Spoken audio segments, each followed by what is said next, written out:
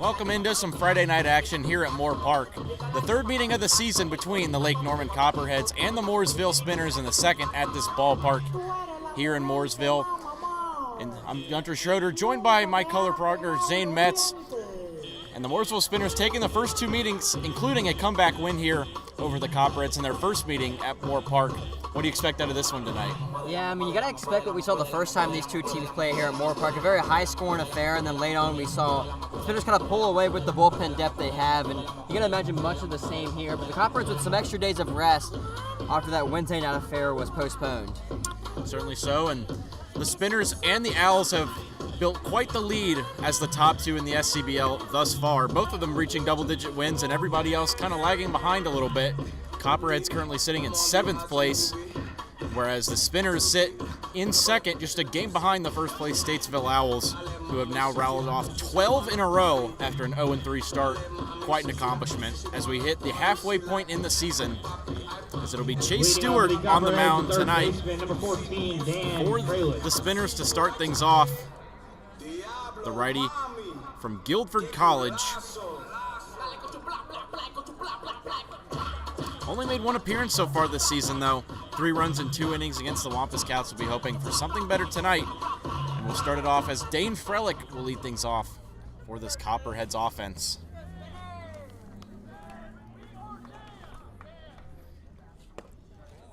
First pitch right in there for a strike for Stewart, as he's in his first start instead of a reliever role, as he quickly works 0-2 to Dane Frelick, the third baseman, and a lot of changes for this Copperheads lineup throughout the season. We'll see if this combination tonight with Dane Frelick leading things off can spark some things on offense, as this one's driven towards left field, back on the track, and over his head, as was Landon Burns backing up for that one. He couldn't corral it, and that's a leadoff double for Dane Frelick. A great start for the Copperheads, who we've seen struggle to get early runs so far in their last few games. Yeah, I mean, a high fly right there from Frelick just stays in the ballpark, and a great way to start your night, a leadoff stand-up double. And we'll see if the Copperheads can go from here with Will Gray up now.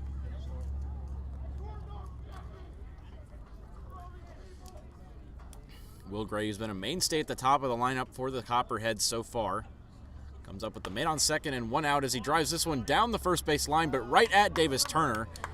So that'll be 1 away here, but it does advance Dane Frelick 90 feet away from the first run of the game for the Copperheads. Bring up the shortstop, number 4, Isaac Armstrong. I mean, obviously now you want right there from Gray, but nonetheless moves Frelick up 90 feet, and now the Copperheads another 90 feet away from the first run of the evening.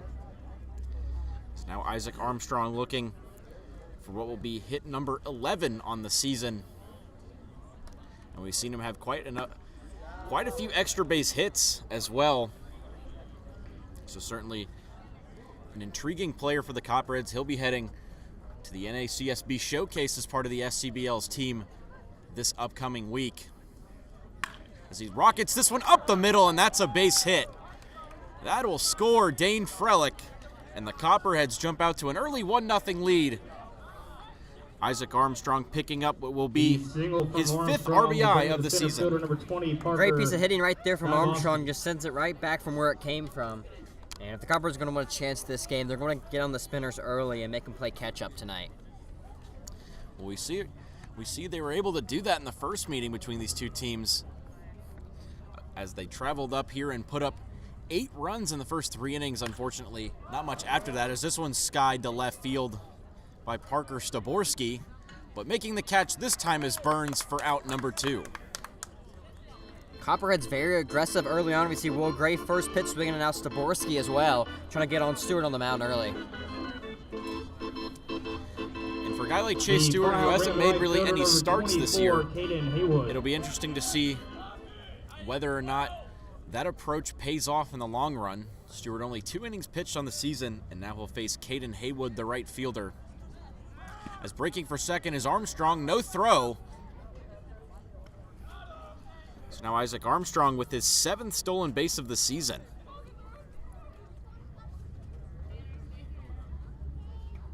So now it'll be Haywood, the freshman from Western Carolina, and a Harrisburg, North Carolina native facing off against quite a few of his college teammates in this game tonight.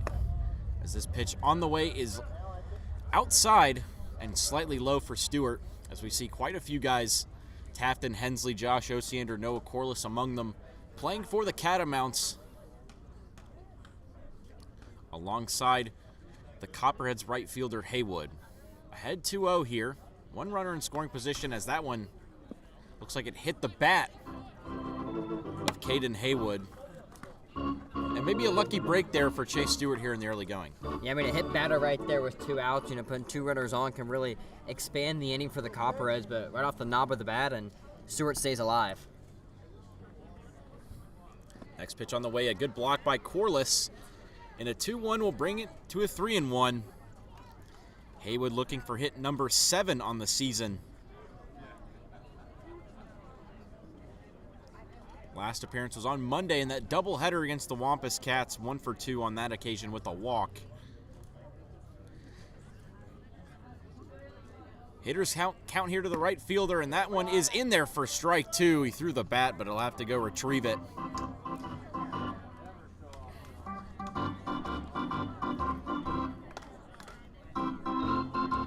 It's interesting to see what Stewart goes with here. Froze him on the fastball. Let's see if he doubles up with the heater or try to go some off speed.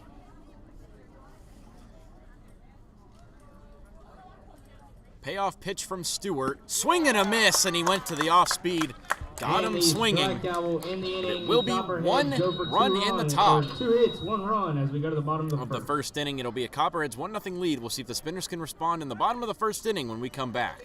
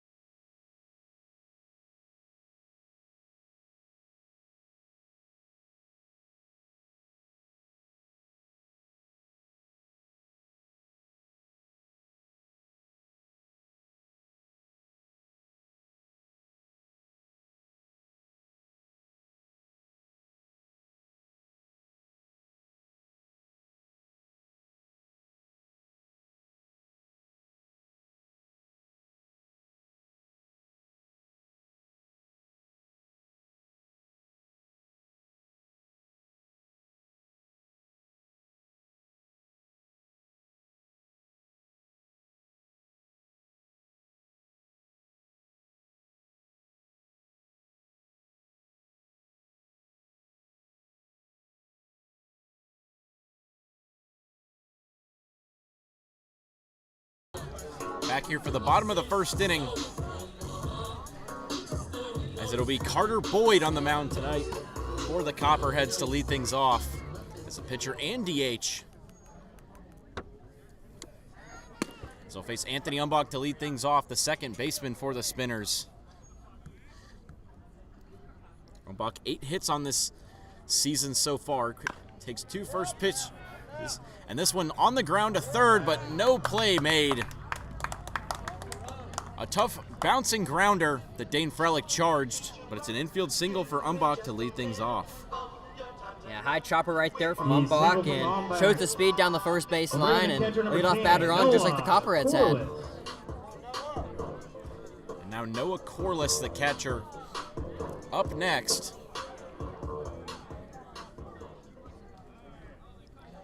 The catcher looking for hit number 16 on the year. Umbach aboard to start this bottom of the first as he takes a first pitch strike here. Yeah, Corliss has been not only one of the better hitters on the Spinners roster, but in the league in general. And You mentioned many times before, kind of that 1 through 5 rotation in the spinners order. Doesn't matter who it is normally probably the best 1 through 5 you'll see in all of the league. You see that tonight with Noah Corliss, one of the best hitting catchers, if not the best hitting catcher in the league. Plays some pretty good defense behind the plate, too, does the Western Carolina commit. And a 1-1 here, swings at this pitch, grounds it to first. The throw from Ayler in time for one, back to first, double play. And just like that, the leadoff runner erased. 2 away for Josh Osiander, but a nice play here by Cale Ayler. Yeah, Ayler, not only awareness to get the ball fired over to second, get back to the bag for the second out of the inning. And just what the Copperheads needed right there. Leadoff runner on, but the double play cancels it out. Some nice defense there from the Copperheads. See if Carter Boyd can get into the groove of things against quite possibly the most dangerous hitter in the league, Josh Osiander, as that one skied over the Copperheads dugout down the first base line. Osiander are tied with the league lead in home runs and the league lead in RBIs on this season. And despite only being on the team for a limited amount of games, he's made a huge impact so far. 1-1 here from Boyd on the way. Looks like he did go around on that pitch. Yeah, I mean, obviously only halfway through the season, you have to imagine Osiander's the front runner for probably the batter of the year in the league. You know, coming in late season and then with the average and home runs he's sporting. As he's 16 for 37 so far, 4 doubles, 5 home runs tied for the lead, 17 RBIs, a .432 average, and a .512 on base percentage, and an even 1 slugging. This 2-2 on the way. Swing and a miss, though, and Carter Boyd is out of the first inning. Faces the minimum. And the Copperheads hold on to the lead as we get to the top of the second. Still a 1-0 lead for the Copperheads.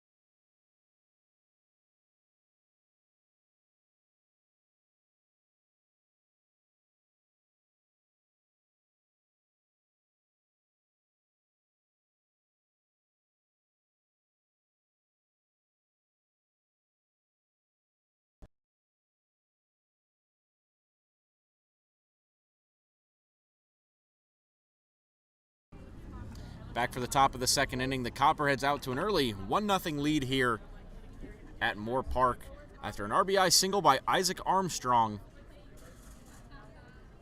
Now Cale Ayler will lead things off here.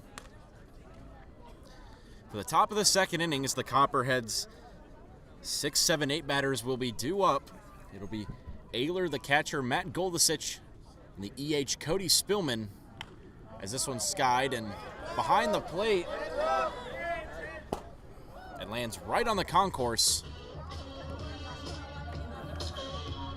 And for Cale Ayler, the senior from Union Grove, North Carolina, looking to get his season going, the big lefty. Yeah, And kind of surprising the struggles we see from Ayler this season. I mean, he was scoring an average over 300 for Brevard College, not coming in batting 143. As started out hot, but it's cooled off as of late. This one grounded to second. Umbach up and throwing in time to Turner. And out number 1 here to start the top of the second inning. You wonder if Chase Stewart is getting into a bit of a rhythm now. After 2 early hits, he set down 3 batters in a row. We'll see if he can make it 4 with Matt Goldasich up. Yeah, I mean, you got to imagine the more rhythm he's going to get into later stages of the ball game, especially with it being his first start of the season. Going to take some time to kind of get comfortable on the mound. And that'll turn to Goldasich, the catcher. The freshman from Springfield, Illinois, and State Fair Community College. Took the first pitch for a strike, now gets backed off the plate. And that 0-1. 3 hits on the season so far for him.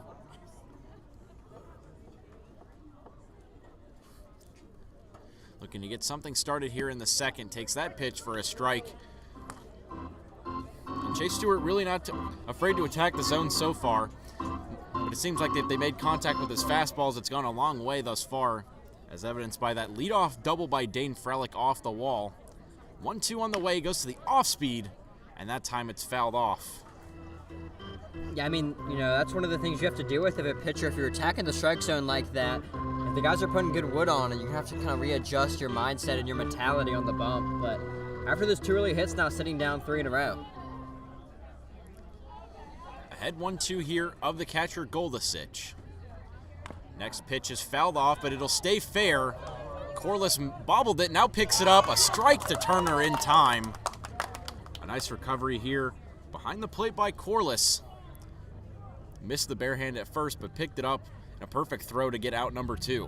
Yeah, kind of a wacky play right there. Just stayed fair by the home base, and Goldasich not being able to leg that one down the first base line due to the perfect throw from Corliss. Now it'll be Cody Spillman, the freshman from Lewisburg College, up next. Swings at the first pitch, grounds it towards third. Up and throwing Panique.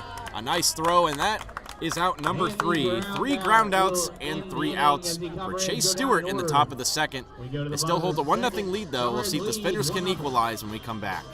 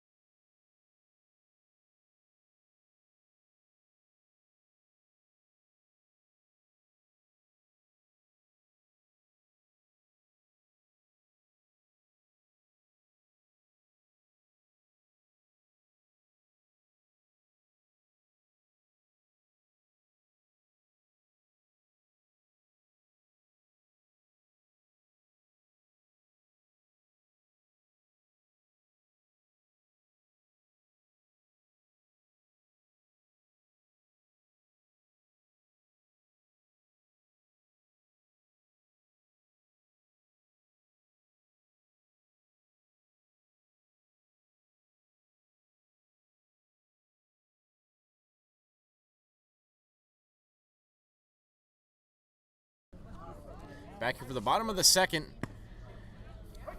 After a double play by Corliss and a strikeout by Osiander, it'll be the 4, 5, 6 hitters to face Carter Boyd here in the bottom of the second as the Copperheads lead the Spinners 1-0 here early. Is Boyd back out there for the next offering. Outside. We've seen Carter Boyd, an App State product, but hasn't had the best start to the season so far, looking to have a good start, as he hasn't really pitched in an extended role yet thus far. We'll see if that makes a difference for him tonight against this dangerous Spinners lineup. I mean, most certainly be looking to go deeper into the game, especially in that starter role. I mean, only 3 innings with his 3, combined appearances, but looking to go deeper into the ball game and get through the lineup maybe 2 or 3 times. 2-2 on the way to Turner, just misses with that off speed. As Boyd will have his first at-bats up next when the Copperheads come back to bat in the 3rd inning. Right now, though, a 3-2 count to the first baseman, Turner.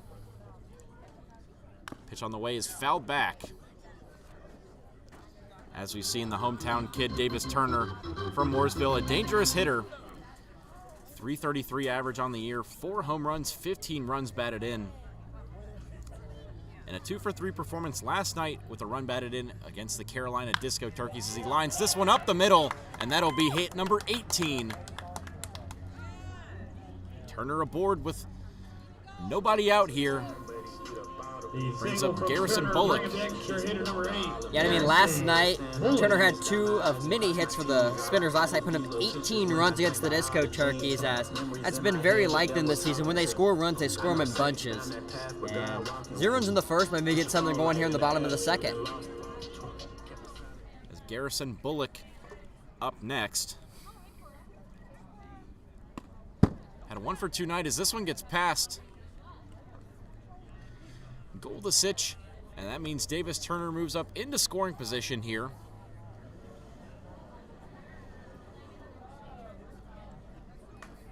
Bullock making his appearance last night against the Disco Turkeys with a 1-for-2 night with a run batted in and a walk. 1-0 on the way in there for a strike from Carter Boyd. 2 hits for each team so far in this game.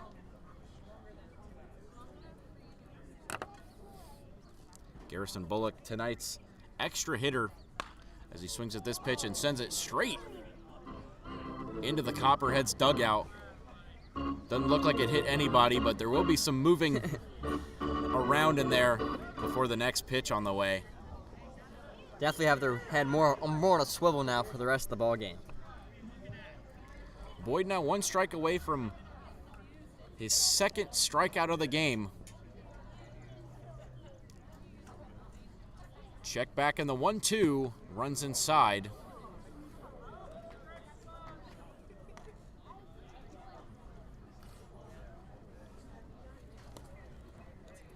Yeah, and definitely in the mind of Boyd over there with Turner standing on 2nd, but having to work around a 2-2 count with no outs. Now the 2-2 swung on, and that one will land into right field for a base hit. Turner will turn for home. Throw comes home, but he does wisely stay at 3rd, but it is a single for Garrison Bullock. And now runners at the corners, nobody out still for Dalton Chapman. Yeah, definitely a good move right there. The throw from Caden Haywood and right was a good one.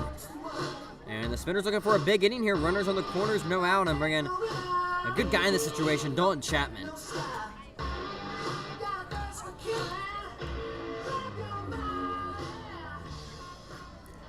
And after picking up just 3 hits in his opening 9 games of the season, Dalton Chapman now 3 hits in his last 2.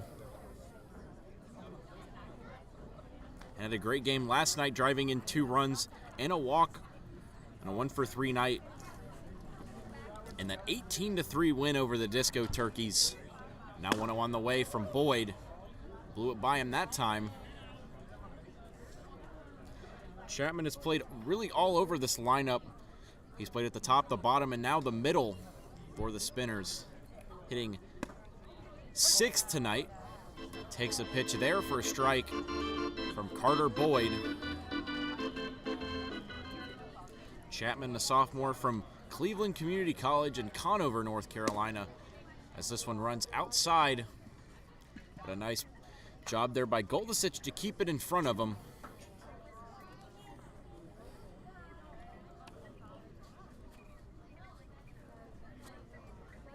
Two-two now. Swung on in a chopper towards short. The throw from Armstrong in time, but the run will score.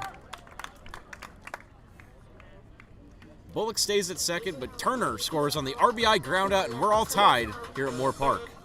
Chapman didn't have to do much, and he did just enough to drive Turner home. Walker. A chopper over Boyd's head on the bump, and I guess the first run of the evening for the Spinners, and it's a 1-1 ball game.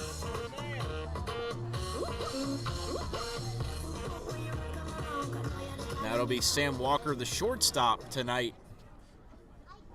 10 hits on the season. 1 runner on at second, and 1 out here in the bottom of the second inning. As we've seen, the Spinners really are good at just finding any way to score that they really can, making it really difficult on these Copperheads defenders. As the 0-1 on the way, in there for strike 2, and a quick 0-2 hole here for Sam Walker. One of the vets on this team alongside Davis Turner. Behind 0-2 here to Carter Boyd. Check back in the pitch outside. And a strikeout would be big here for Boyd, especially when you have Bullock standing on there at second base in scoring position. You get that second out, and that closes a lot of opportunities for Mooresville. Boyd ready now at the 1-2. Looking for a big second out. That time it runs outside, and we see he's got the velocity to really overpower these hitters if he wants to with that fastball, but you just don't know how often he'll choose to go that route.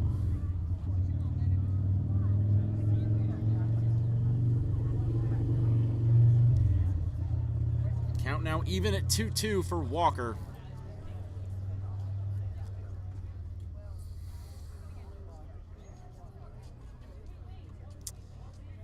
This pitch runs inside and gets away from Goldasich, running for third, and standing is Bullock. Yeah, and if you're Boyd right here, you got to get a strike right here. Don't want to have runners on the corner, especially when you're up in the count 0-2 now running it full. He's trying to go to the off-speed stuff last 2 pitches, but you got to imagine fastball coming here, just something in the zone. And he already blew a fastball by Walker 1 time in the AB. Payoff pitch from Boyd, swung on and foul.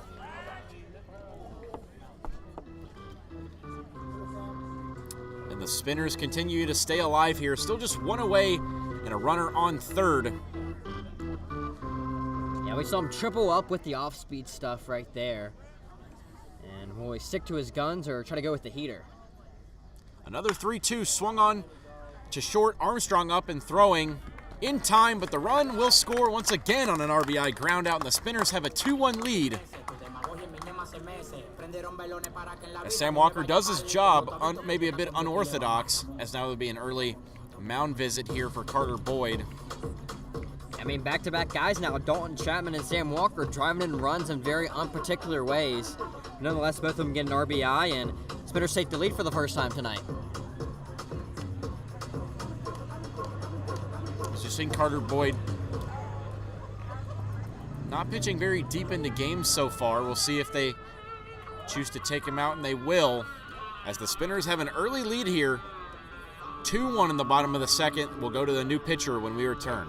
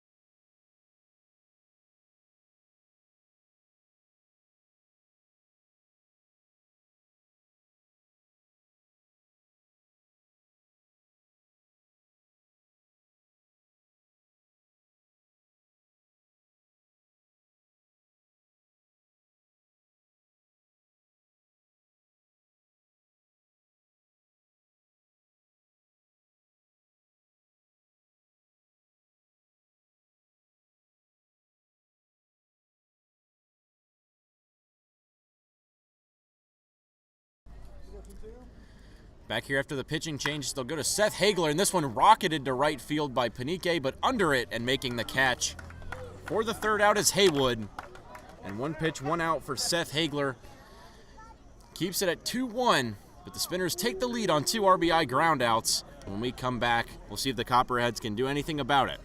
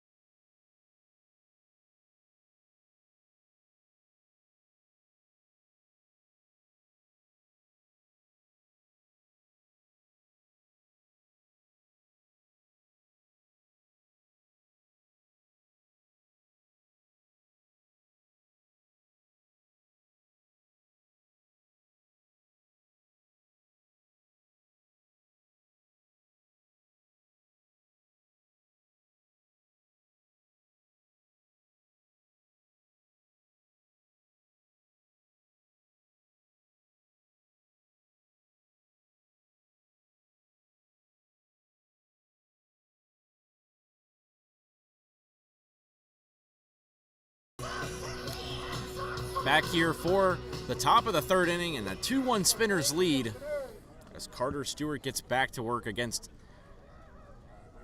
Carter Boyd, who will stay out as a hitter. This one grounded straight back to Stewart, though, on the mound. The underhand in time for out number 1. What is that, 4 straight batters now for the Copperheads going down by way of a ground out. That's showing Stewart should have kept that ball low in the zone and keep it on the ground against those Copperheads hitters. Left fielder number 3. Now 5 groundouts through 9 batters faced so far, and 5 of the 7 outs on the ground. You get the feeling that'll be the tactics to continue this game and continue the great pitching performance he's done so far, as Aiden Kwan steps in as the 10th batter and takes 2 quick strikes here. And Kwan, another Central Cabarrus product, so a local kid making his SCBL debut this year. And he grounds this one straight back to the pitcher, but it looks like that time it did bounce foul before coming forward. So it'll simply be a foul ball instead of strike 3. Yeah, it sounded like that one went right off home plate, and Kwan lives to see another day.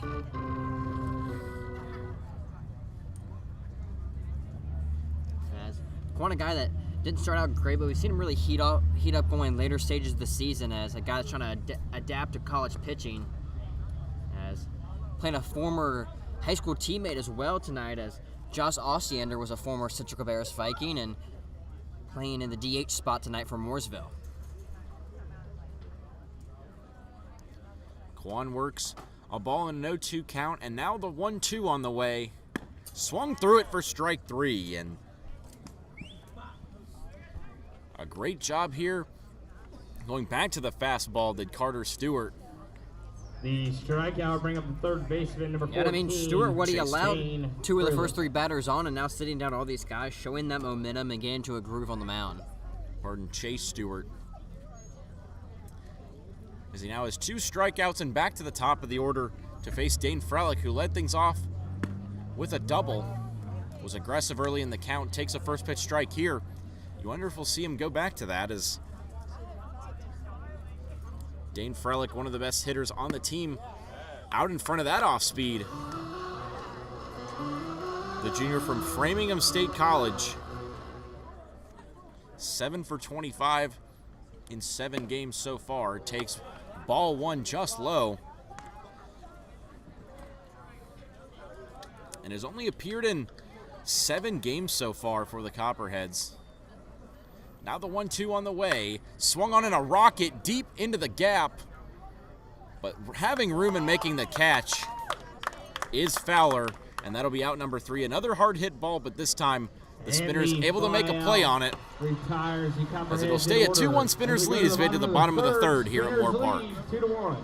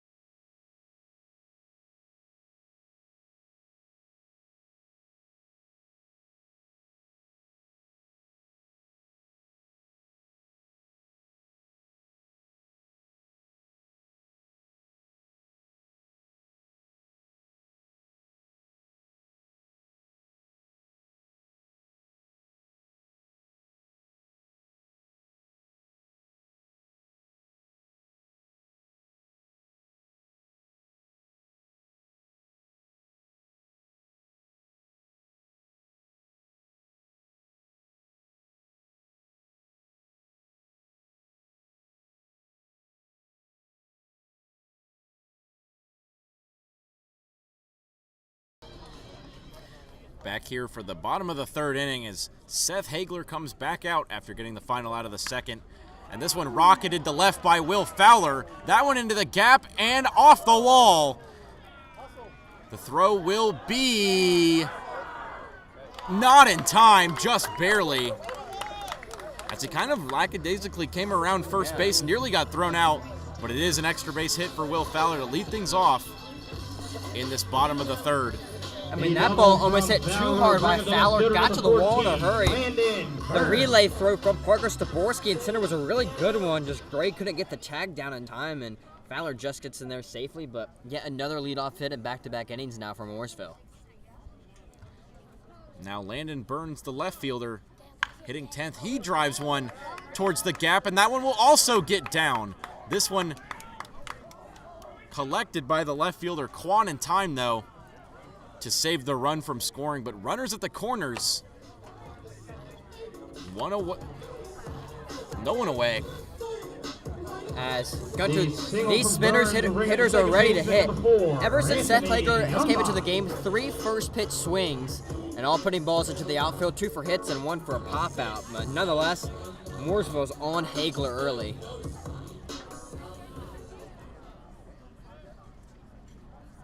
Have not been shy about swinging at pitches they like. This time he backs Umbach off the plate with ball 1, who singled to lead the game off.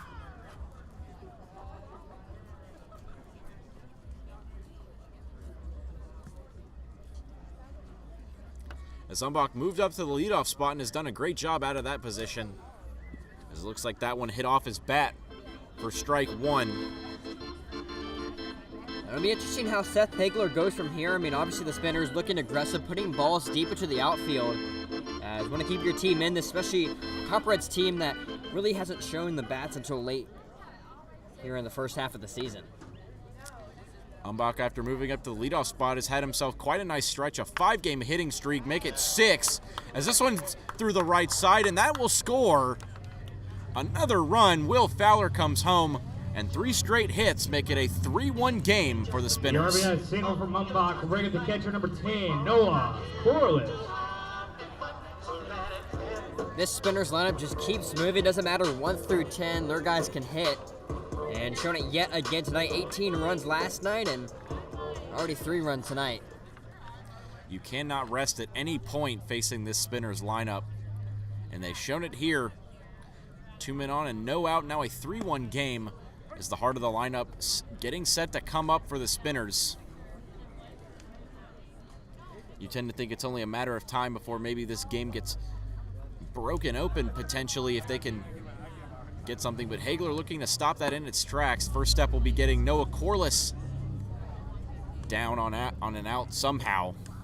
And I mean, Corliss is definitely a guy looking for redemption. Had a really hard hit double play to Ayler at first base and put a good barrel on it just to an unfortunate spot in the infield.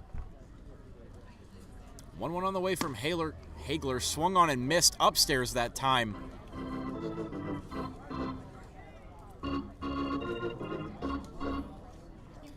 Seth Hagler making his last appearance in that doubleheader against the Carolina Disco Turkeys. Gave up his first run of the season, but looking to limit the damage here. That one in there for strike 3. Upstairs off speed. Gets Corliss down looking, and that big first out. Yeah, that's a gutsy off-speed pitch if they're right there. If you get it frozen, you know, it works really well. But if a guy's sitting on off-speed, that one top of the zone, it's a great pitch to tee off on. But nonetheless, Hagler brings him back to the dugout for out number 1.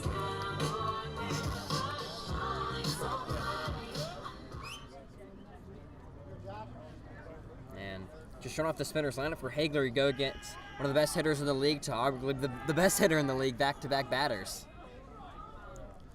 As Osiander back up, struck out his first time up.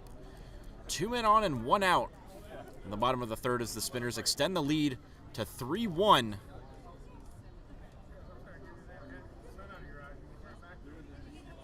Next pitch on the way.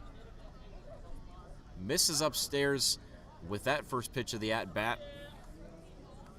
As Osiander a chance to extend his lead at the top of the RBI counter here. Already 17 for him on the season. 2 men on. 1-0 count. Swings through that pitch. It's a battle of Western North Carolina colleges as the App State product Hagler on the mound. And the Western Carolina batter Osiander in the box. 1-1 on the way. In there for a strike, and Hagler 1 strike away from a second consecutive strikeout. That would be a big step in a nice direction here. Yeah, you got Corliss with the off-speed last batter, and we'll see if he goes back with it here. 1-2, held off on it.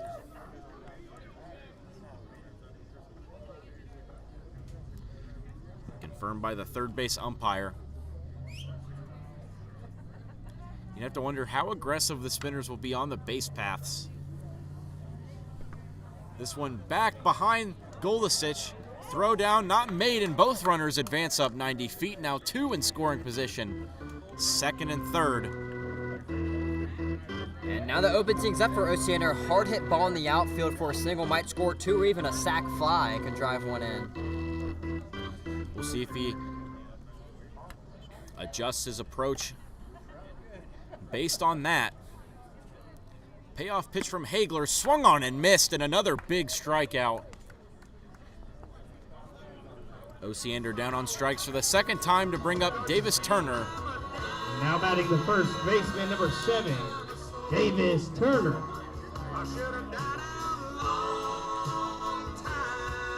Yet another big strikeout from Hagler. Got into himself a really big jam, starting out the inning back-to-back Ks, and puts himself in a much more manageable situation now. Davis Turner, the cleanup man, up now. Scored the first run of the game after leading off the second inning with a single. Now back up in the third. Already 6 hits for the Spinners on the night.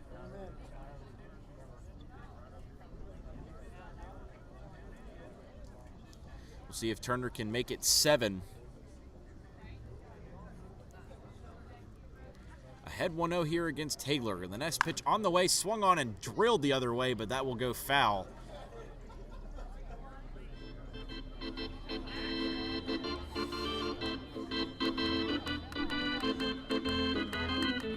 For Turner, looking for his 18th hit of the year. This would be a big spot to do so if he really wants to break the game open here. A turning point for momentum.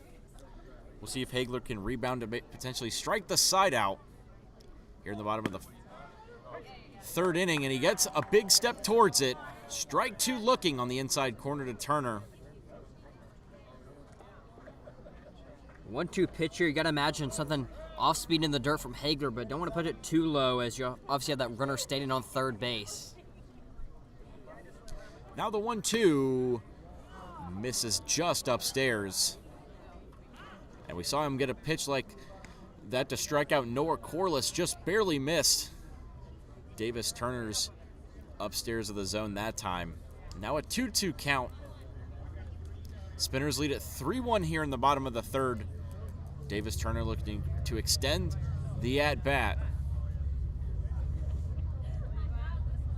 Hagler's next offering is upstairs for ball 3. And it's so hard to really put away these Spinners hitters if you're not at your best with the tip-top control that you see a lot of their pitchers have anyway. We'll see what route he goes, whether he tries to force a chase here from Turner. This time it's popped up and foul. As we see Turner sitting on the off speed there, but puts it foul. So we've already seen Hagler miss with the fastball upstairs 2 times now in the AB. We'll see if he goes with the heater or doubles up on the slider.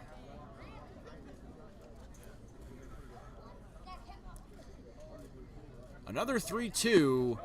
This time it's in there for looking strike 3 as Davis Turner down on strikes, and Hagler does rebound after 3 straight hits to start the inning off and a run. Hagler rebounds to strike 3 out in a row, and it'll still be 3-1 as we head to the top of the fourth.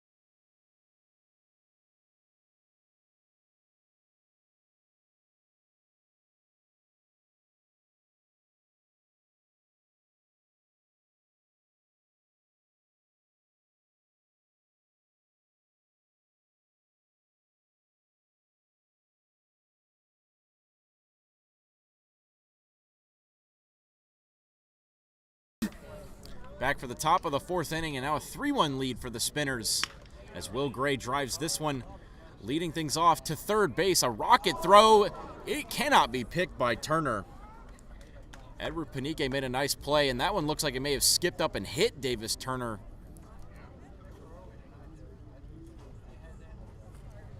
Yeah, I mean, that was an absolute bullet from Panique at third base, and maybe the hop got Turner at first as some of those hops at first base can be very unpredictable and not enough time to react and get your glove in front of it. Maybe it goes down as a bit of an error there. But nonetheless, the leadoff runner aboard here for the Copperheads, as Turner will take some time We'll see if they potentially go to a replacement here. And with Isaac Armstrong up next, you've got a chance to get back in this game. And that is for sure. Armstrong already with an RBI and a stolen base on the night, and kind of a guy, if you're going to want any guy up to kind of get the momentum going even more, Armstrong is your guy.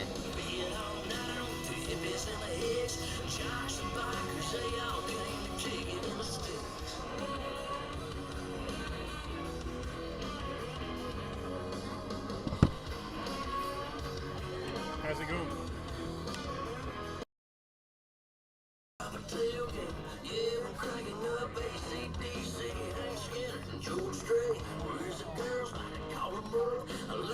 As Friday Night Baseball, not one of many games on the SCBL calendar today, as the Corn Dogs were traveling up to Winston-Salem to play the Disco Turkeys, and also we see regulators going up to Statesville to play the Owls, and the Wampus Cats hosting the Concord Athletics. So a lot of games on, 4 games so far tonight. Disco Turkeys up to a 2-0 lead on the Corn Dogs, top of the 6th inning already. And then top 4 Wampus Cats lead the A's 3-1. It'll be interesting to see if the travel maybe affects the Corn Dogs. That's probably the farthest away that the two teams are here in the SCBL, with the Corn Dogs playing in South Charlotte and the Disco Turkeys all the way up in Winston-Salem. So yeah, that's a solid 2-hour drive for you right there. As far of a drive as you'll get in the SCBL. As Isaac Armstrong will step in now. A 1-1 count so far, as Chase Stewart back for his 4th inning of work so far. Has only allowed 2 hits. And that was just his 3rd base runner was Will Gray when he reached on the air that skipped up and got Davis Turner. 1-1 on the way. Armstrong waits on it, hammers it into the gap, but making the catch is Dalton Chapman. A diving play to rob Isaac Armstrong of what looked to be a surefire hit. I mean, what a jump on that ball from Dalton Chapman. Mr. Dalton Chapman taking a base took knock every away. inch of his frame to go and it'll get bring that up center ball. fielder number 20, Gets it off Parker of the outfield grass for out Copperheads. number 1, and tip of the hat from Chase Stewart on the bump. A big first out. Now brings up Parker Staborski, who himself flied out his first time up. Takes a first pitch ball from Stewart. And that's a gutsy play from Chapman. I mean, if that ball gets past you, that's probably a triple and a run scored from Isaac Armstrong. Certainly full of confidence as Dalton Chapman to go after that ball, as that looked to be a surefire extra base hit and potentially another RBI for Isaac Armstrong. But instead it's a big first out, and now Staborski will have to do it himself. 2-0 so far as he swings at this one, pops it up into the shallow outfield, backing up, making the play is Umbach. And out number 2 brings up Caden Haywood. And I mean, this is the part of the lineup that Stewart has been deep perfect fly against. ball The will bring up 4 the through right 10 fielder, number slots, he's 24, retired every Caden single Haywood. guy. And we'll see if that changes second time through the order now.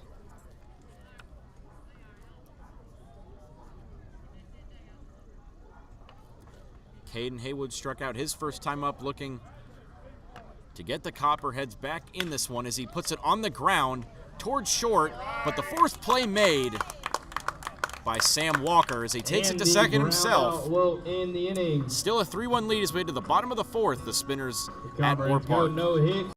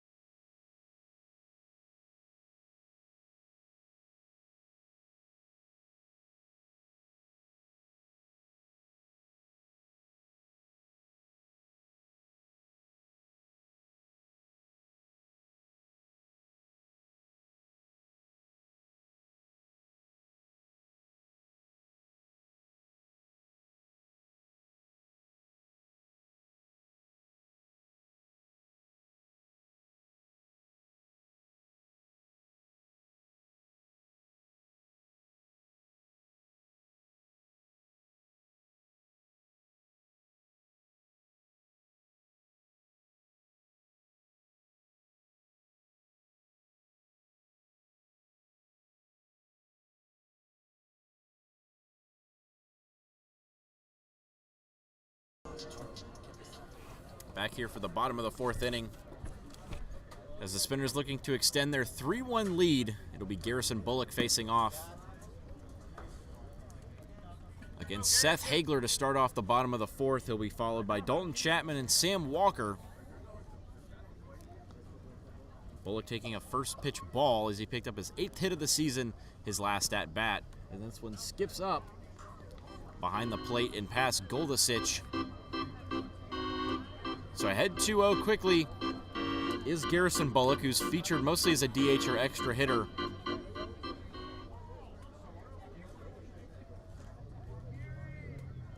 Now the 2-0 is also high. Kind of one of the redeeming qualities last inning from Seth Hagler was he was getting up in the at-bats early, and now down 3-0 to Bullock. Now the 3-0 in there for a strike, so he does stay alive in this count.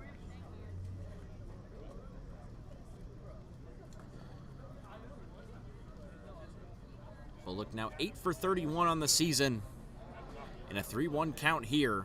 Swings through that pitch, went chasing after the upstairs fastball. And the count runs back full to 3-2.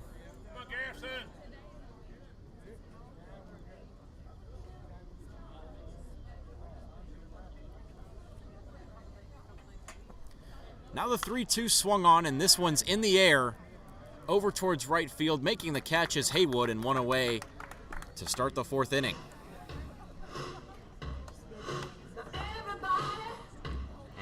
One thing I've seen a lot from Hagler is he's willing to mix up that 2-strike pitch. He struck out 2 guys with off speed, 1 guy on a fastball. Goes back for the off speed there, and some weak contact from Bullock. We'll see if he attacks Dalton Chapman more directly in this at-bat. Grounded out, but had an RBI in the first at-bat of his game in the 2nd inning. Quickly takes 1-0 here to Hagler. You're wondering whether that first pitch is having a big impact on how the at-bat tends to go, as this next pitch is also inside. We've seen now multiple times in this inning Hagler having to work from behind to work and get his outs. We'll see if he can battle back from 2-0 against the center fielder Chapman. Swings through that pitch that time. And that's one thing that has been working for him, is that upstairs fastball. Now takes a deep breath. 2-1 now. This one swung on towards right field once again. Haywood will make the catch once again. 2 up, 2 down, both on flyouts to right field to bring up Sam Walker. Yeah, Hagler with that fastball, he's not really blowing it past guys, but just kind of painting the upper portions of that zone and making spinners, especially this, and he puts some weak contact on it.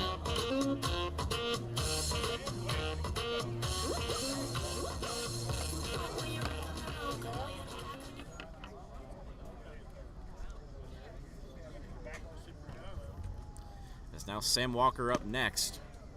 Also had an RBI ground out similar to Chapman in that 2nd inning.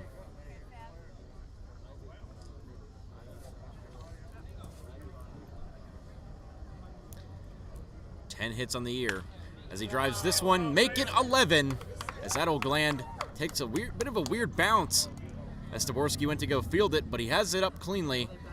It's a single for Sam Walker to keep the inning alive for Edward Panique. The single from Walker brings up the 3rd baseman, number 22, Edward Panique.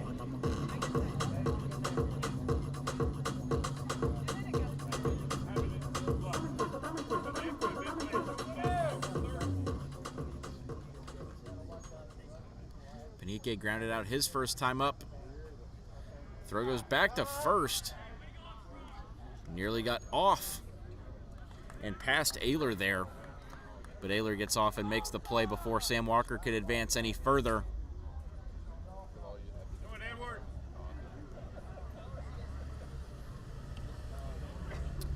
Now the first pitch to the 3rd baseman Panique inside.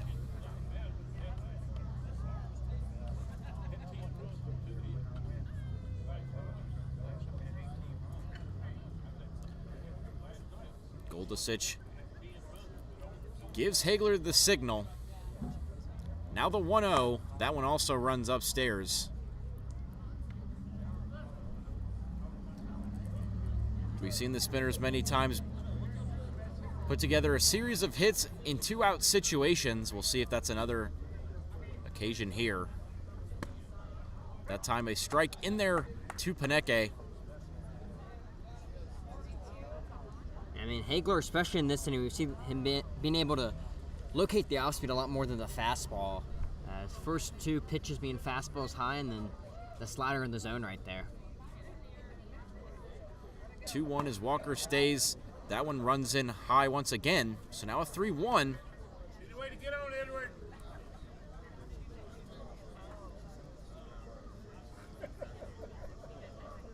We've seen hitters for the Spinners be aggressive in this count. We'll see what Paneke's approach is in a hitter's count. He also goes after that high heat. So Seth Hagler working back to a full count once again.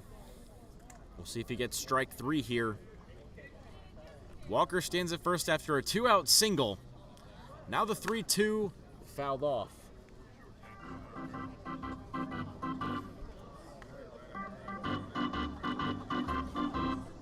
And Hagler is just yet to find that 2-strike pitch that we found in the last inning. He struck out all 3 batters last inning, and now back-to-back batters on 2 strikes haven't been able to put him down. 3-2 upstairs and ball 4.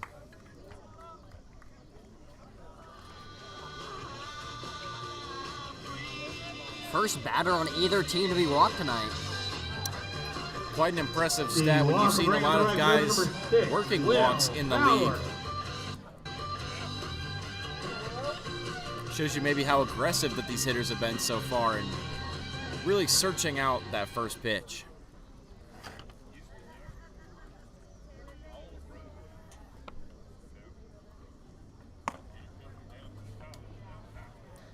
Now Will Fowler up after a double in his first at-bat. Led things off in the last part of the inning. Scored the 3rd run of the game for the Spinners. Swings through that 1-0 pitch from Hagler. As now we're getting to the part of the lineup for the Spinners where these guys have seen Hagler once already, and Fowler fared pretty well against them last time. See if he can produce something similar in a 1-1. He takes it upstairs.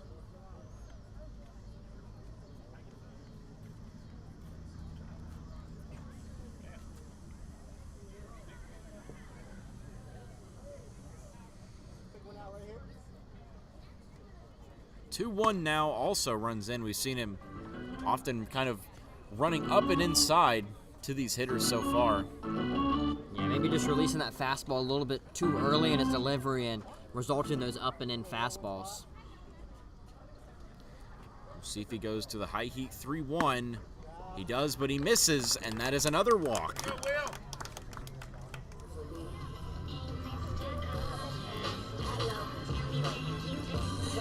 Hagler just needs to take a breath here. I mean, sat down the first 2 batters of the inning, now allows 3 straight on. And we've already seen Hagler be able to work out of jams last inning, have to do much of the same here, but 2 outs and against the 10-hole hitter, so I guess if you're going to want to hit against any guy, it's going to be the 10-hole. As now it'll be the left fielder Burns. Swings at this first pitch into right field. That'll score 1. Now rounding for home is Paneke. The throw is not in time. He got around the tag, and 2 runners score. 5-1 Spinners as Landon Burns drives 2 runners home with an RBI single. The 2-run single. I mean, that throw from Hayward almost a little bit too strong as it was high for Goldusich behind the dish. Had to jump up, grab it, try to get the tag down to Paneke. Slides in there just in time, and that'll be all for Hagler tonight. As the Spinners do get to him in a 2-out situation, a rally makes it a 5-1 game. The Copperheads will go back to their bullpen. We'll see who it is when we come back.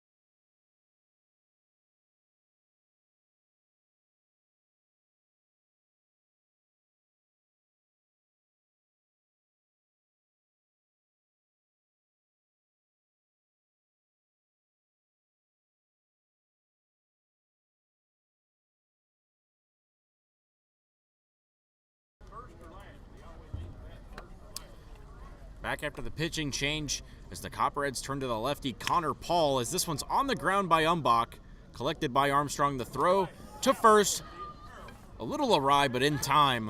And the ground out. And that'll end the fourth inning. Paul gets a quick swing by Umbach. But the Spinners take a 5-1 lead as we head to the 5th inning here at Moore Park.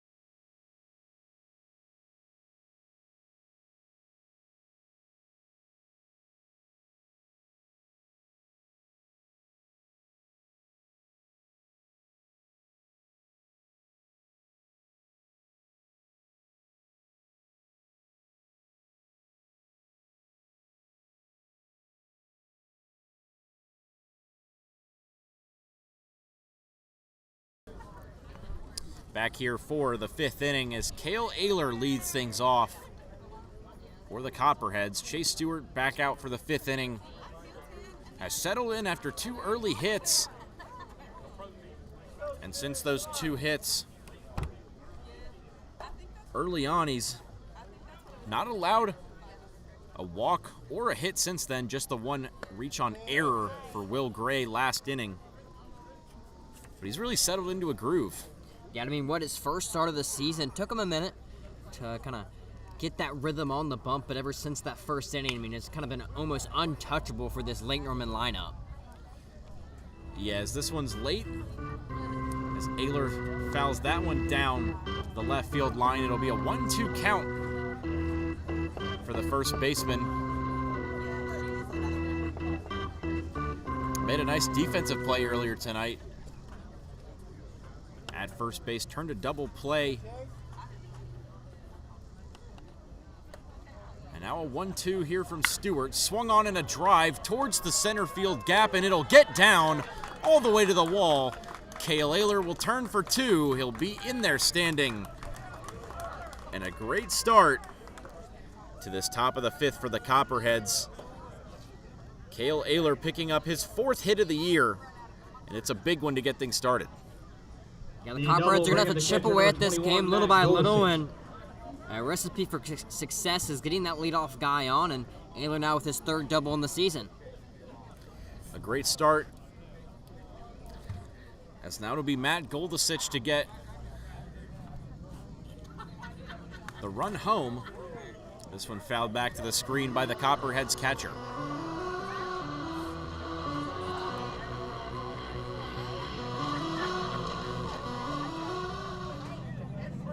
We've seen so far this season the Copperheads not have been able to put runs up against the Spinners in bunches, put up 4 runs in 2 separate innings when they scored 8 at Moore Park earlier this season. So they're going to be looking for much of the same here. As quickly behind 0-2 as Goldisich, as Chase Stewart has really settled in here early.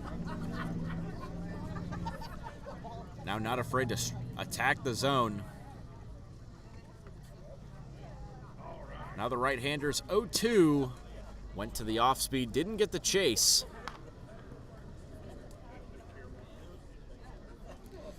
Stewart, a sophomore from Guilford College.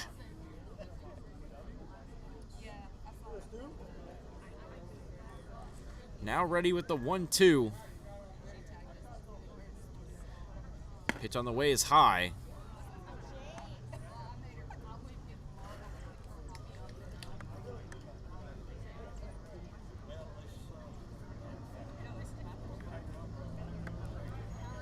Goldisich looking for his 4th hit on the year and grounded out his first time up. The 2-2 also in the dirt.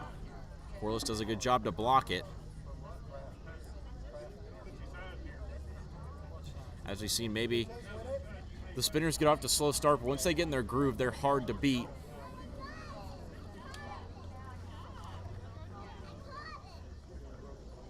As the Owls have done so twice so far this season, the only team to do it multiple times.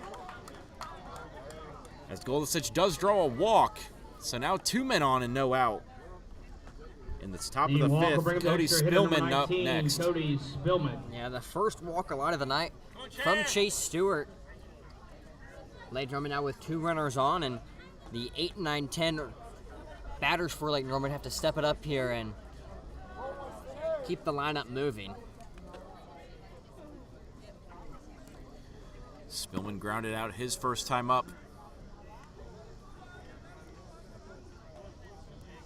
It's been quite the journey for the EH for the Copperheads tonight.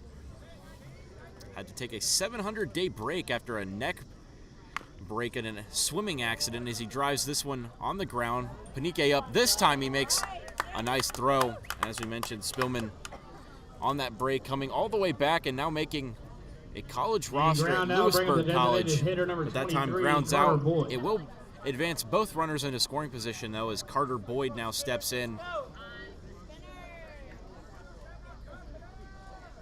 After exiting early on the mound, Boyd looking to get the Copperheads back in the game offensively. First real spot of bother for Chase Stewart since that first inning.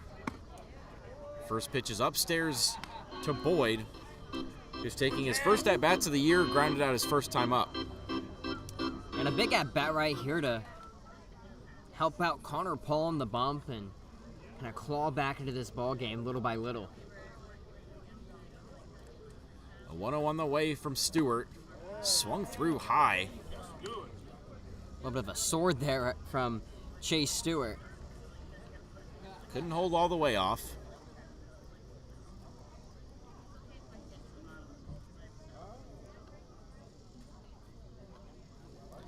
Now the 1-1 on the way. Went to the off-speed that time. Got him out in front, but not by much. We'll see if Chase Stewart can work around the jam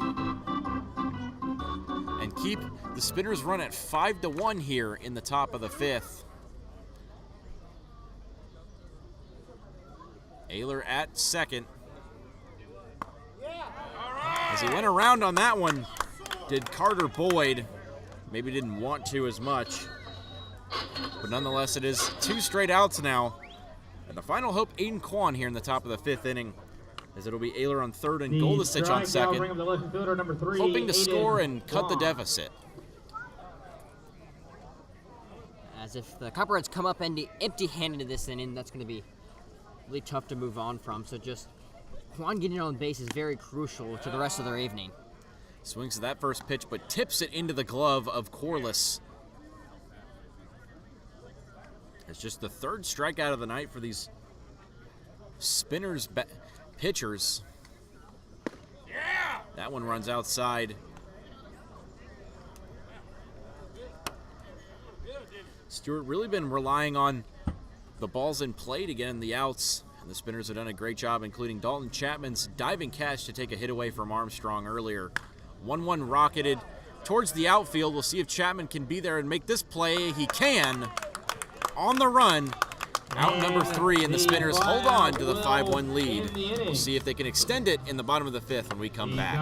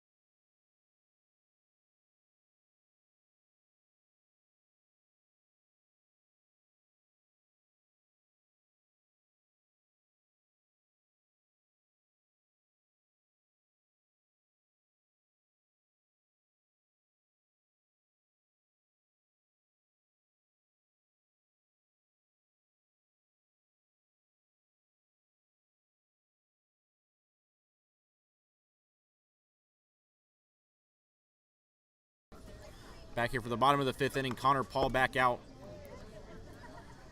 for his first full inning of work after he got Anthony Umbach to ground out to end the bottom of the 4th, with the Spinners added 2 more there. Now facing the heart of the lineup, Corliss, Osiander, and Turner due up against Connor Paul, who we've seen be a pretty great first baseman and hitter. We'll see if he can continue his great play on the mound. One of the few left-handers on the roster for the Copperheads. And we see early on, Paul's going to rely on that off-speed curveball to kind of get him through this outing. He's been a guy that's been really reliable out of the bullpen so far for Lake Norman. This one popped up down the line, giving chases Haywood. He will make the play. And a nice start here to the bottom of the 5th. Corliss retired to bring up Josh Osiander. Yeah, really good play right there from Haywood. And Moore Park with one of the bigger foul territories down the right and left field line of the league. And Haywood was able to utilize that to his advantage.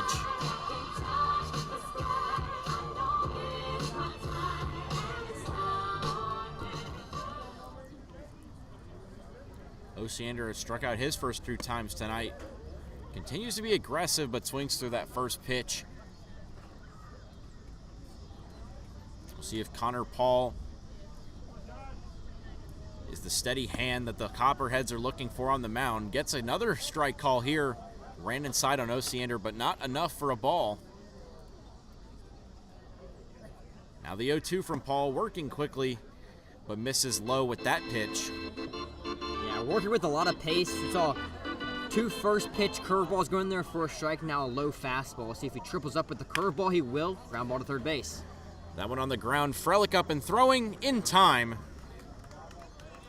Connor Paul gets 2 quick outs to bring up Davis Turner.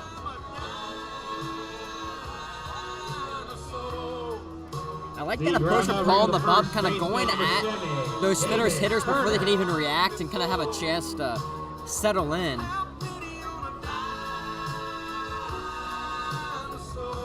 And this brings in Turner, who's 1 for 2 in the night, but went down looking last time. And a first pitch strike here from Paul to Turner. A rare lefty-lefty matchup here. Paul goes to the curveball, it looked like there. That one skips up there for ball one. Davis Turner 1 for 2 on the night with a run scored. 1-1 on the way from Paul, goes behind Turner.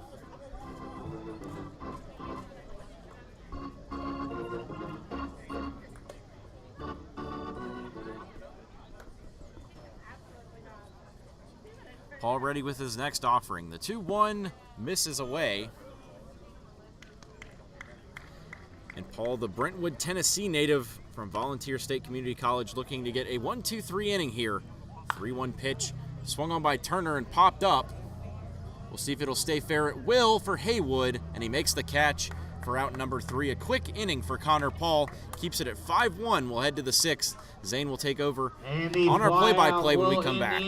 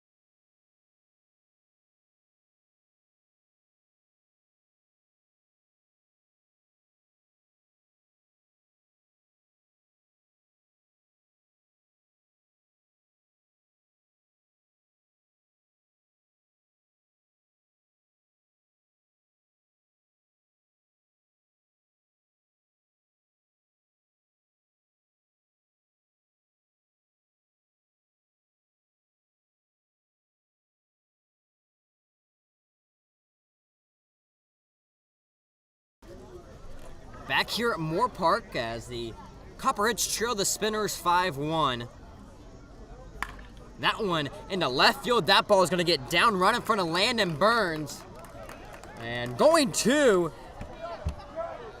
the play at second, safe.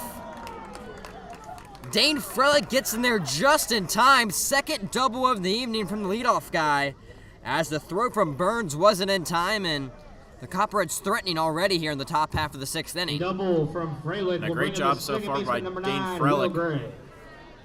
Now 4 doubles on the year and 9 hits. Had a great night tonight, and now we'll see if the rest of the Copperheads lineup can really hold their weight here.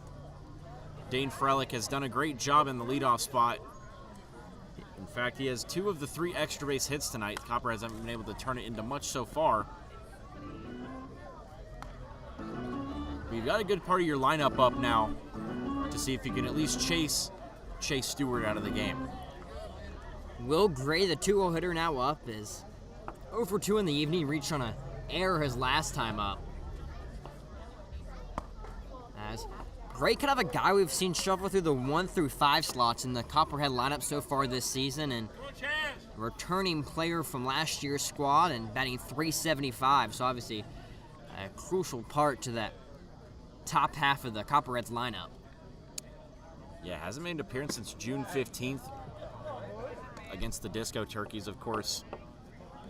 The Copperheads have technically only played 1 game this week based on the cancellation and rescheduling of their game against the Regulators on Wednesday. 2 for 4 in his last appearance, though, with a triple against the Disco Turkeys up in Winston-Salem, as this one's in the air. Popped up and foul over there by the first baseman, Davis Turner.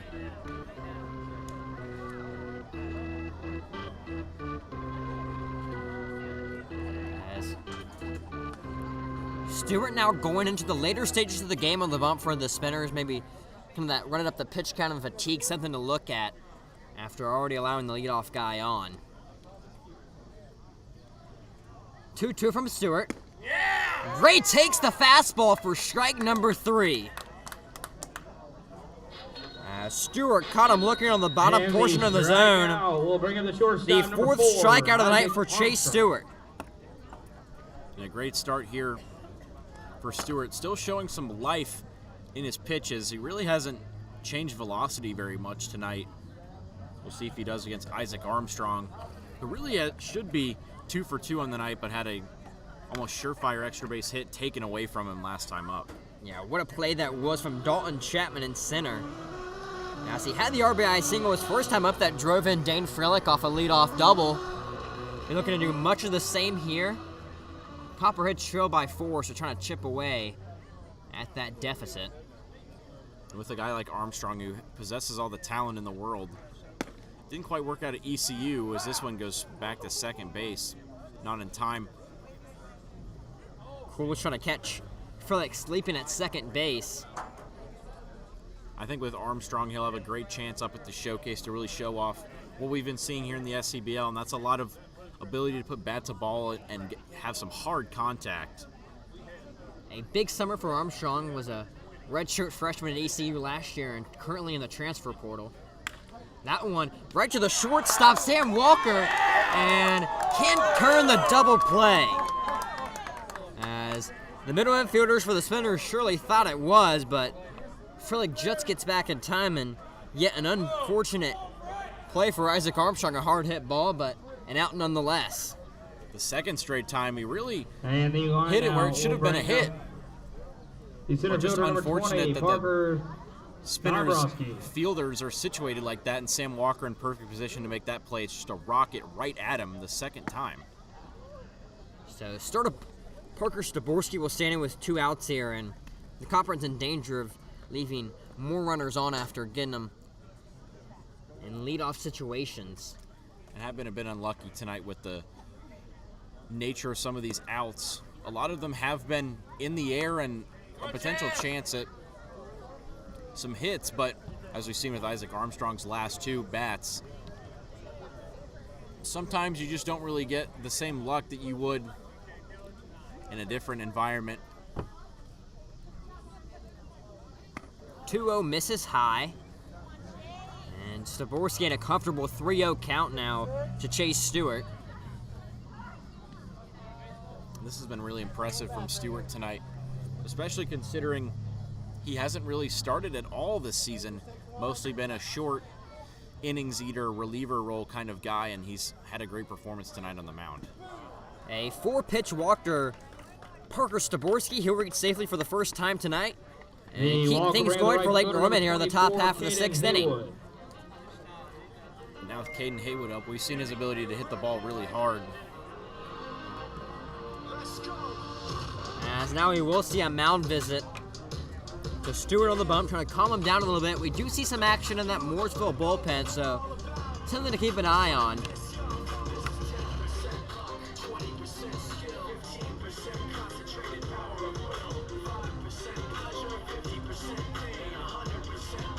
As going around the league a little bit more, we see top 8 is a tie 3-3 ball game in Winston-Salem. The Corn Dogs with a little bit of comeback there. And the Wampus Cats lead the A's 6-4 in the top half of the 6th inning. Looking ahead to tomorrow night, a lot of games on tap. A doubleheader. The Regulators will travel up to Couch Ballpark to play the Carolina Disco Turkeys. Copperheads will play the Owls at West Iredale High School. The Spinners will host the Wampus Cats, and the Corn Dogs traveling to Concord High School to play the A's. 5 games on tap on a Saturday night, and the last Saturday of the night before the All-Star break.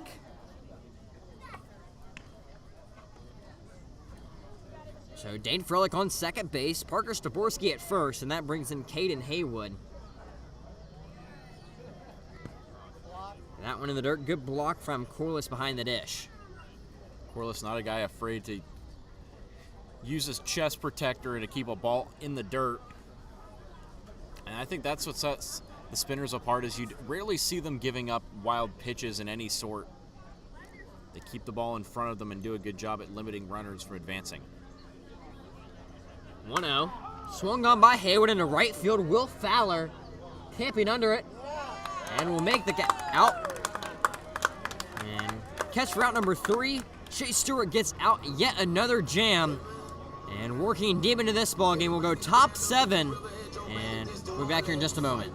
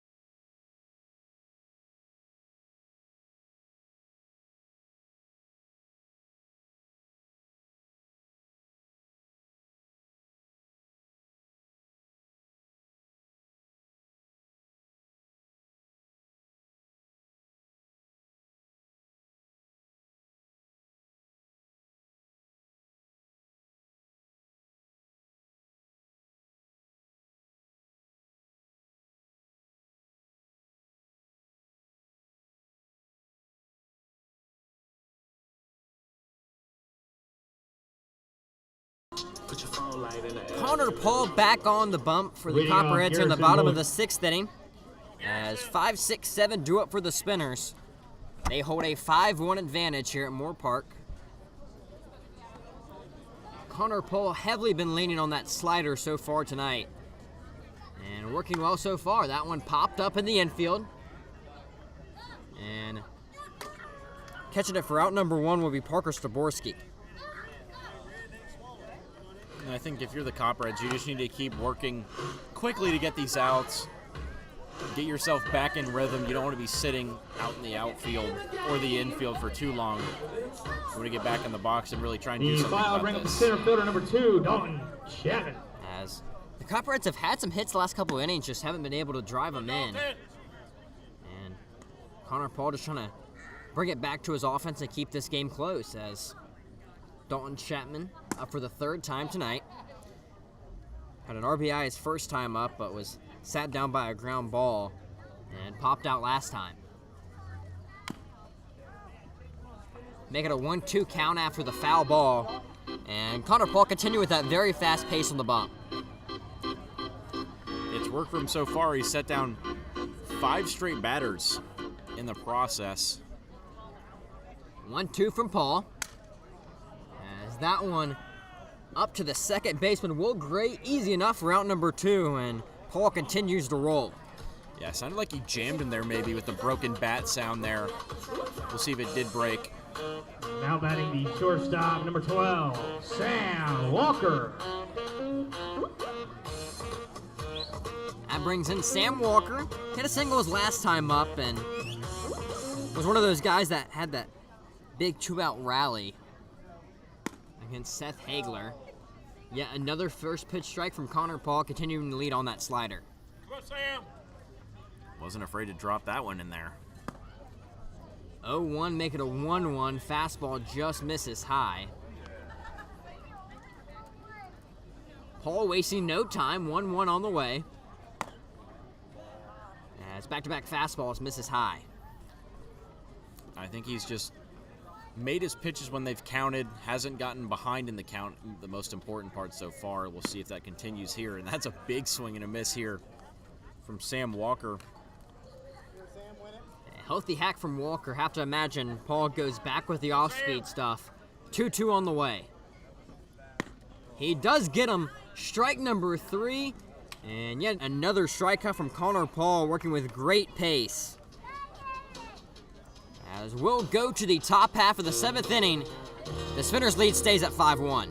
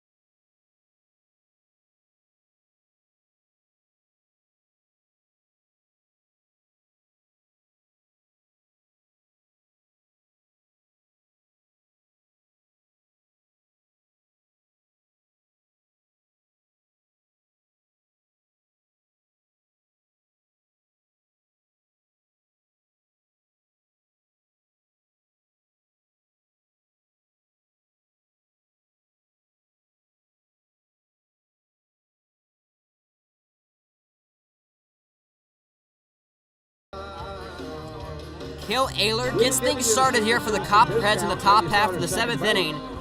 Running out of time, their final 9 outs on the way. And some missed opportunities as of late for the Copperheads.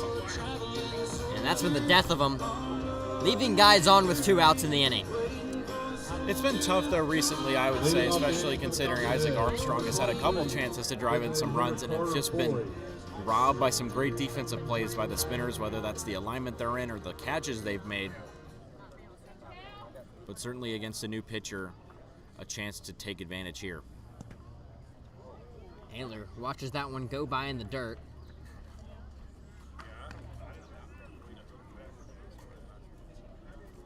It's a 5-1 Spinners lead.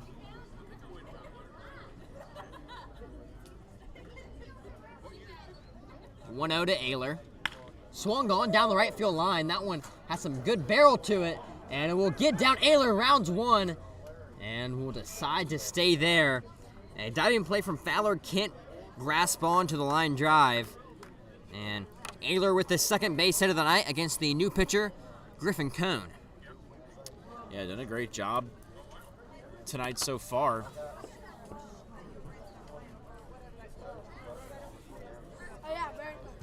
And already his second hit on the night. He's really turned his fortunes around, especially 2 hard hit balls as well. And Griffin Coyne, the new pitcher, only having made a couple appearances, but he was nails in that 1 inning. Did allow the 2 hits, but picked up the save against the Corn Dogs in that 3-2 win on Tuesday. We'll see if he can have some similar success out of the bullpen here. A little more breathing room than that time. So we'll see if that factors in a little bit. I think if he can get Goldisich here, it'd go a long way to his chances of holding the lead. As the 7, 8, 9, 10 batters for the Copperheads yet to get a hit tonight. So, a comfortable part of the lineup for Griffin Coyne. Goldisich swings his helmet off on that one, moves the count to 1-2. Coyne, the junior from Huntersville, North Carolina, Plays his college ball at East Carolina University. Struggled so far this season with that 10 ERA, but picked up a much-needed save in the 3-2 win over the Corn Dogs.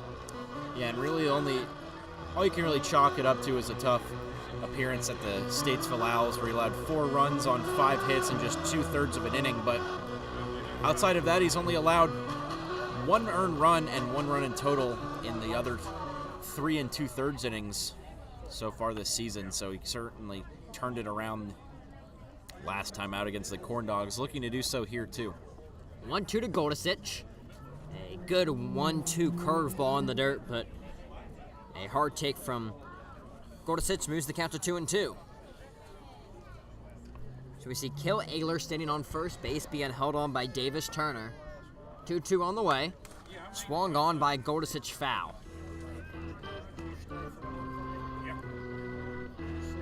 The sun's starting to set, the weather getting cooler, and a pretty night for baseball here in Mooresville.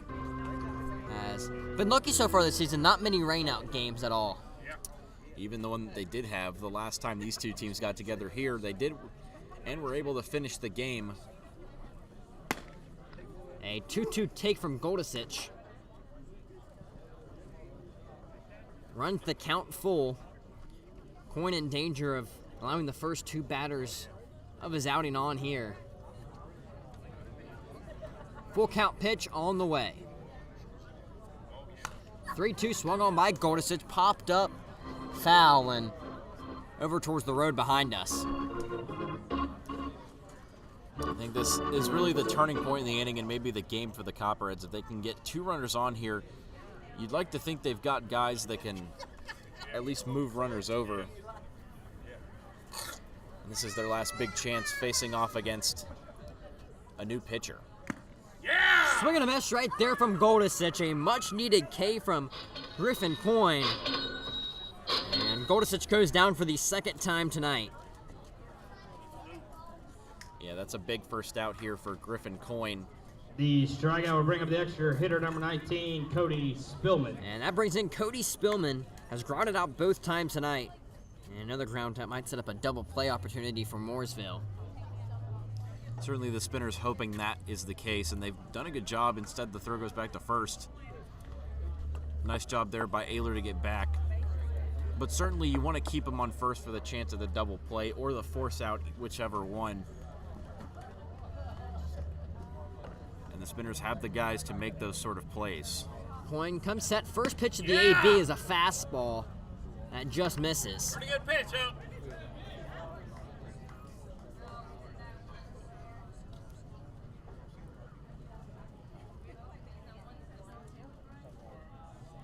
Coyne shakes off one, likes the second.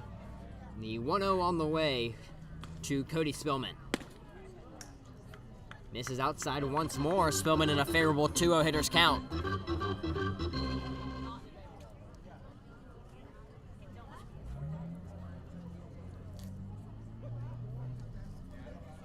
Coyne comes set. 2-0 on the way. Swung on by Spillman. And a foul tip into the glove of Noah Corliss behind the dish. He's new to me. Griffin Cohn. Oh, my neighbor is. That's my neighbor's last name. 2-1. Swung on by Spillman. That's into center field. Dalton Chapman running, and will catch that one for out number 2. Yeah, another hard hit ball that just didn't drop for the Copperheads. It's been that kind of night. The Spinners have just been in position to make these plays. The flyout will bring up the designated hitter, number 23, Carter Boyd. And that brings in Carter Boyd. 0 for 2 on the evening, starting his 9 on the bump, and played a pretty good role as the opener for Lake Norman. And again, his first action in the righty's batter's box tonight.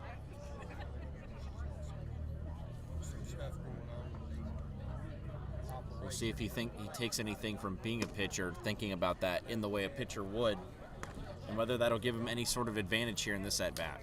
Yeah, I think when you see those guys that pitch 2 ways, on the mound and also hitting, kind of gives them an advantage as you're in the mind of what would a pitcher do, and gives you kind of a different perspective on things.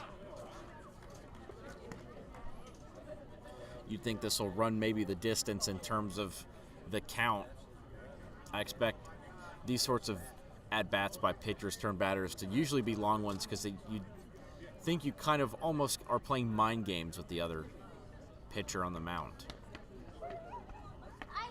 Coin working out of the stretch. 1-1. And he'll step off the mound.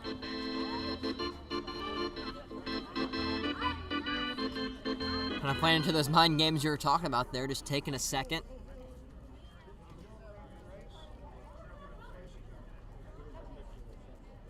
One.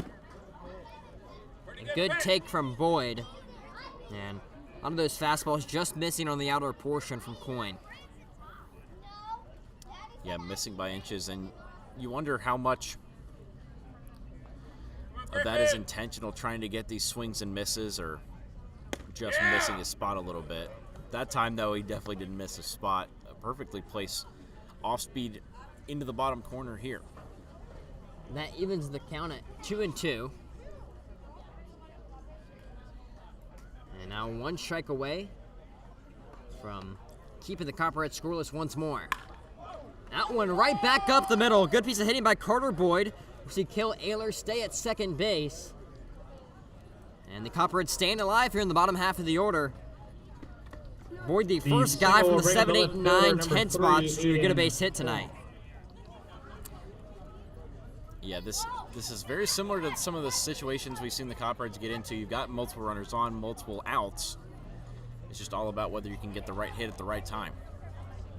Aiden Kwan now up 0 for 2 in the evening, popped out to center field his last time up. And now down on the count 0-1. And that looked to have some inside run on it a little bit there. Maybe fooled Aiden Kwan, as it maybe he thought it was coming right at him for a second before it dived back in. 0-1 on the way. Fastball misses high to Kwan.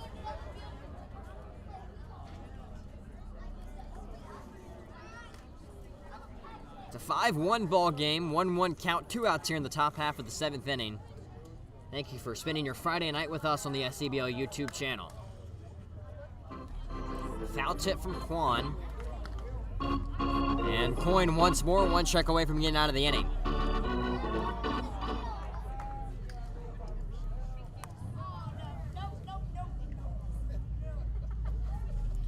Wonder if he goes for a chase pitch here or just tries to force him to swing at something. 1-2.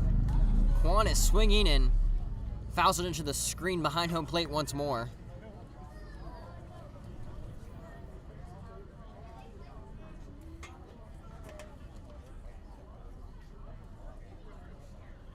Coin just hasn't been able to find that 2-strike pitch to put down Aiden Kwan. Let's see if he can find it here.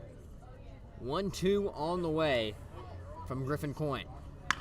Swung on by Kwan, that's down the left field line. That ball's gonna stay fair.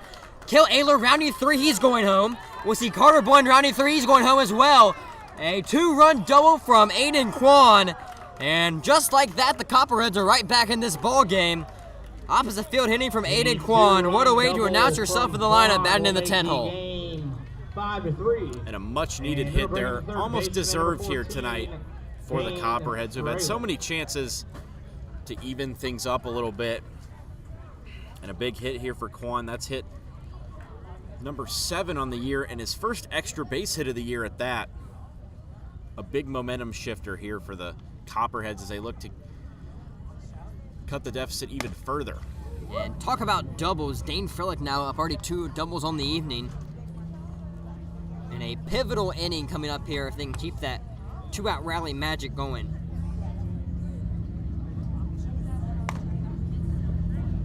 Back-to-back misses upstairs from Griffin Coin. And Kwan also a speed threat, sitting on third base, 3 stolen bags on the season, so kind of a single in the outfield, something to watch out for.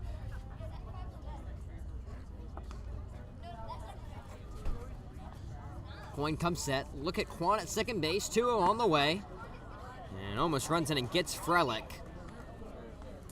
Wonder if they've kind of gotten in his head a little bit after that one. And now, if Kwan scores, it's a 1-run game, so you'd have to think the Copperheads wanting to take advantage in this situation, especially being up 3-0.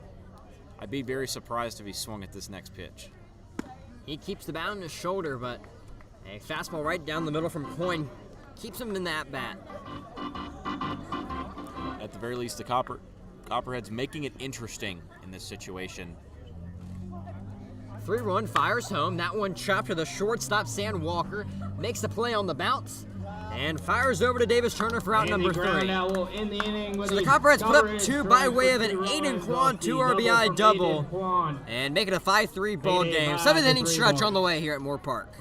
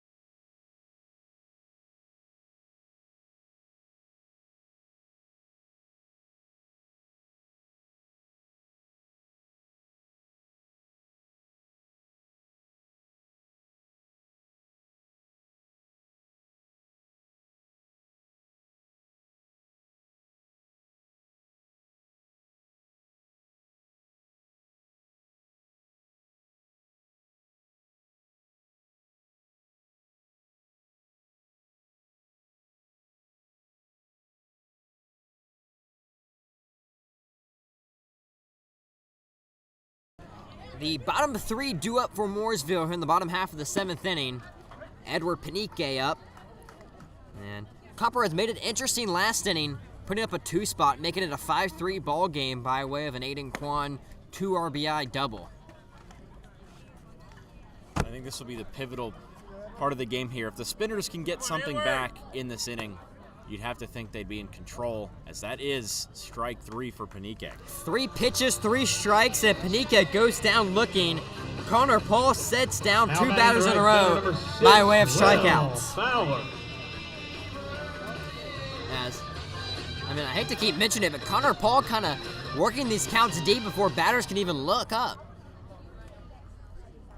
You wonder if they get aggressive. They do. That one to the third baseman, Dane Frelick, across the diamond for out number 2. And Paul's blistering pace on the bump stays up. Yeah, no matter what happens, whether it's a strikeout or a quick ground out, his approach stays the same. He's going to throw it in the zone. You just have to be able to hit it. And so far, the Spinners have not been able to do that so far. When you got to love that. The bats are hot after last inning. Try to flip up and get the bats going once more, quick way possible. This brings in Landon Birds batting the 10 hole, but not playing like it, with 2 singles and 2 RBIs tonight. That ran in. Looks like it hit him. Yeah, it did. A 2-out base runner for Mooresville. Landon Birds reaches safely for the 3rd time tonight. And that brings in Anthony Umbach. 4, Anthony Umbach.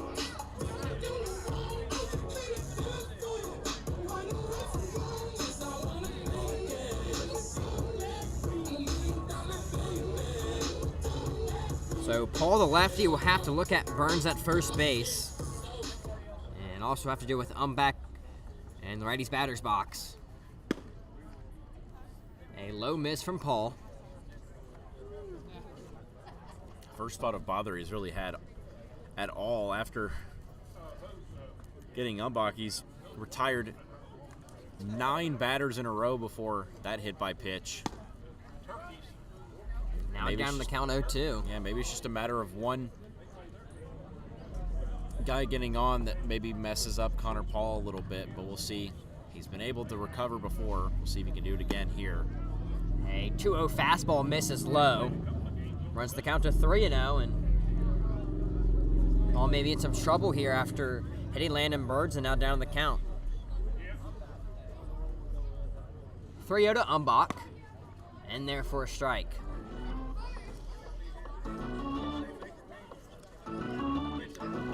We'll see if Umbach chases after something. This would be a good time, I think, to throw a chase pitch if you're Connor Paul. 3-1. Swung on by Umbach in the left field, and that gets down for a single. Umbach with his 3rd single of the evening, and showing why he's batting in the leadoff spot. The He's done a single great will bring job up the since catcher, moving number to it. 10, Now he's at a Noah Corliss. 6-game hit streak now. 3 hits tonight. Yeah, that'll make it 8 in his last 6 games. So he certainly turned it around after some early season struggles. Done a great job. We'll see Matt Goldasich go talk with his pitcher Paul after allowing 2 straight base runners and 2 outs.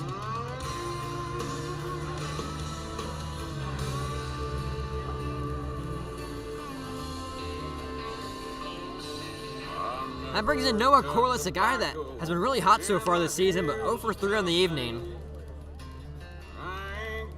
As now the Corn Dogs jump up to a 6-3 lead in the bottom half of the 8th inning, so maybe a road upset at Couch Ballpark, the home of the Wake Forest Demon Deacons. I'll ballpark to pull that upset in if you can. You were there earlier this season. What a great facility they got up there, and showing why Wake Forest year in and year out is one of the top programs in the nation. It looked like they were going to let him face Corliss, but maybe not anymore. Now it'll be a more extended mound visit. Yeah, Noah Jarrett going out there for the Copperheads and having a chat with Paul. Maybe trying to buy some more time for the reliever, or just give Paul an extra break on the bump.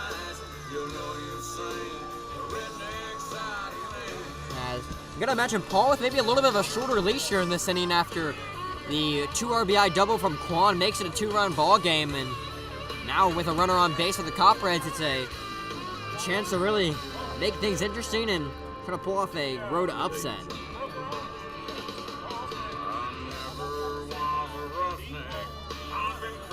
So Paul will stay out there and get to face Noah Corliss. Ladies and gentlemen, don't forget, tomorrow is the craft beer and food truck. Definitely a make or break AB for both sides. Gates will open at 5 p.m. Game starts at 7. We'll have craft beers, food trucks, and a lot of extra activities. Gates open at 5. Game starts at 7 tomorrow night. A first pitch strike from Paul in there to Noah Corliss. As we see Landon Bird standing on second base, Anthony Umbach on first. Spinners lead 5-3, looking for some extra insurance here in the bottom half of the 7th inning. 0-1 from Paul. High fastball misses. Yeah, and this is not the position you want to be in now, considering you've got the heart of the lineup coming up to punish your every mistake. We'll see if Connor Paul can dial it back in here. Paul looks back at Burns at second, fires the 1-1. It's a slider that misses high. Especially earlier in the outing, that was kind of Paul's money pitch, is that off speed, both the slider and the curveball, but hasn't been able to throw it for strikes as of these recent batters. 2-1. And just misses from Paul. In danger of walking back-to-back batters.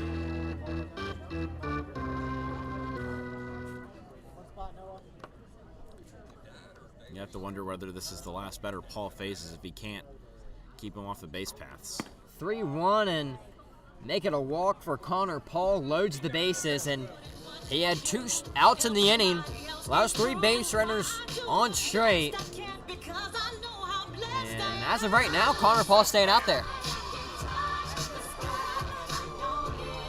That's the first time tonight Noah Corliss has reached safely. And that brings in Josh Oslander, another guy that was the SCBL player of the week last week, maybe the favorite so far this week, but 0 for 3 on the night. A big chance to turn that around here. Come on, Josh. Just a base hit. Oslander was batting over 500 last week and much deserving of that player of the week nod. That one's in the right field, rocketed. Caden Hayward going back towards the wall. That one's going to get down. Landon Burns is going to score. And we'll also see Anthony Umbach score. Noah Corliss rounding third. The play at the plate, there's no play at the plate. A bases clearing double for Josh Oslander.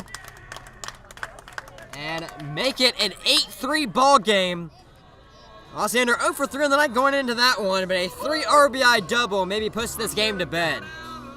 And that should be the turning point, you'd think, for the Spinners in this ball game. The Copperheads struck back, making it a 2-run game, but then 4 runners reach in a row after Connor Pollard really looked untouchable in that first 2 2/3 innings, but just couldn't get that final out, and now it looks like that'll be the end of his night. So the Copperheads are going to take a break, and we're going to take a break with them. It's going to be an 8-3 ball game, 2 outs here in the bottom half of the 7th inning at Moore Ballpark Park.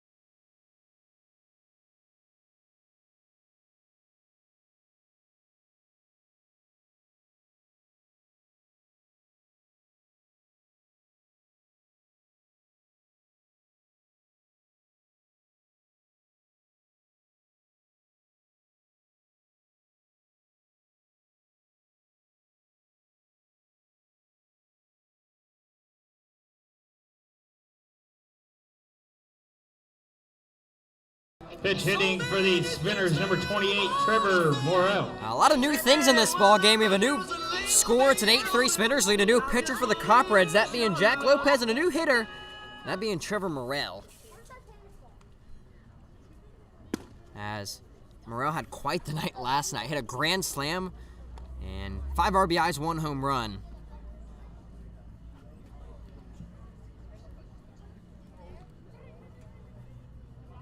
All these Copperheads pitchers to be able to get their first batter that they faced. You wonder what that trend will change or continue here against Lopez. Lopez comes set. Looks back at Osander at second. 2-0 on the way, misses high and inside. Lopez sporting a 12.27 ERA and 3 appearances and 3.2 innings pitched so far this season. That one misses in the dirt. Yeah, and really all of that can be traced back to the last time he faced the Spinners here.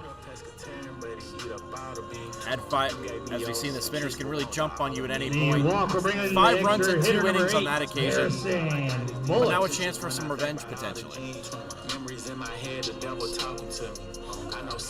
As that guy, Josh Osander Noah Corliss batting in the 2-hole, hit that home run off Jack Lopez in that game. That one down the left field line, and that one's going to get down right in front of Aiden Kwan. We see Josh and Osander round 3, and wisely stay at third base. He was halfway down the third base line before deciding to hold up. And we see Garrison Bullock with his second single of the evening. The single from Bullock will bring up the center fielder number 2, Dalton Chapman. That brings up Dalton Chapman, and you gotta imagine, if the Copperheads do lose this game, the one thing they're gonna look back on is maybe not pulling Connor Paul soon enough, but also just a great hit by Josh Ossiander kind of put this game to bed for Mooresville. Now to the second baseman, Will Gray flips it over for out number 3. And that's the end of the 7th inning. Will end the inning. The Spinners strike. So we come back here top 8th. To The Spinners bring in a boatload of runs. Here's the Josh Ossiander double. We'll be back here in just a moment. Top 8 on the way.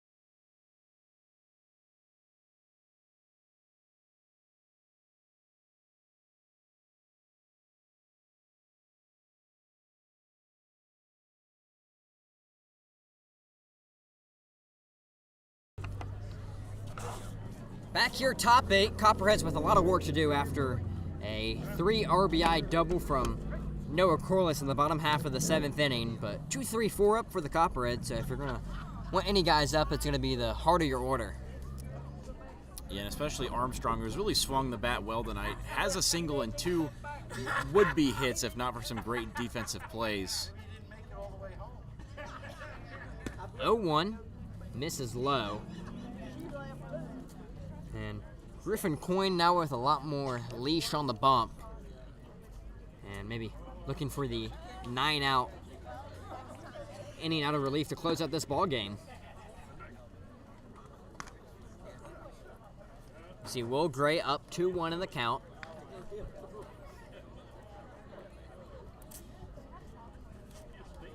Coyne fires home the 2-1. That one trapped to the third baseman, Edward Panique. Actually, we'll see Sam Walker take it, but the throw not powerful enough, and Will Gray will reach on an infield single. You're going to need a lot of hits in a lot of different ways, and I think that's a good start, is just get on base for potentially your most dangerous hitter in your lineup. The infield single will bring up the shortstop number 4, Isaac Armstrong. Armstrong 1 for 3 on the night, but as we were saying, really doesn't tell the whole story. His second time up, a diving play from Dalton Chapman robbed him of extra bases, and the last time, a line drive to Sam Walker at short. First pitch swinging from Armstrong, right back up the middle, and kind of looks a lot like his first hit of the evening, which drove in an RBI. And quick work here against the starter, or the reliever, pardon, Griffin Coyne. You wonder how much of a leash they'll give him now that he has another 5-run lead here. But I wouldn't imagine it would be too much. Bring up much. the center fielder number 20, Parker Staborski. Parker Staborski digs in 0 for 2 in the evening, but had a walk his last time up. And Griffin Coyne maybe a little bit rocked after allowing the first 2 base runners on here in the inning, Gunner. If you can get a ground ball, I think that'll go a long way. If you can get 2 outs here, you can devote all your focus towards the batter in front of you. It's tough to do that when you don't have any outs and multiple guys on base. As Corliss fakes the throw down to first base, Armstrong slides in there anyways. And that's all about the mind games you can play with the batters, is just like psych them out a little bit of going anywhere. Making Armstrong get dirty at first base. 1-1 on the way.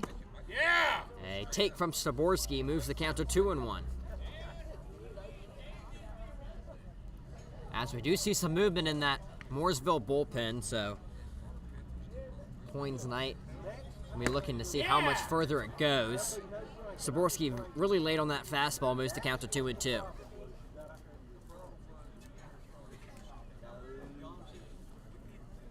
Coyne looks back at Will Gray at second.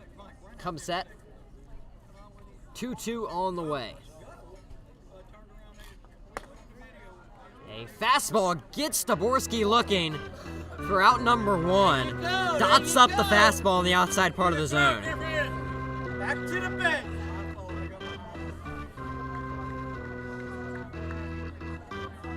The strikeout will bring up the right fielder, number A 24, munching it out from Caden Griffin Hayward. Coyne. And that brings in the big right fielder, Caden Haywood. And this is a guy that could use a hit tonight. Has made some nice plays in right field on the defensive side, and if he could pick something up here and extend the inning, you tend to think it would go a long way for the Copperheads' confidence in the box that they can come back and make this another close game. 0-1 to Haywood. The curveball misses outside. Griffin! Come on, let's go. Haywood has made some good plays out in right field tonight, but still looking to get things going with the bat. That one will get past the shortstop, Sam Walker. We see Will Gray rounding 3. He's going to be coming home, and he'll get in there standing. The Copperheads get 1 run back and make it an 8-4 ball game. That's just keeping things close here up in Mooresville. It looks like that will be the end of the night for Griffin Coyne, who did a great job to deal with the pressure, and thankfully got some help from the spinners, so he didn't have to, be too stringent with his pitches and everything. But I think it's a much-needed pitching change, considering the Copperheads are threatening again. And the Copperheads are threatening, but they trail by 4. It's an 8-4 ball game here at Moore Park on the SCBL YouTube channel.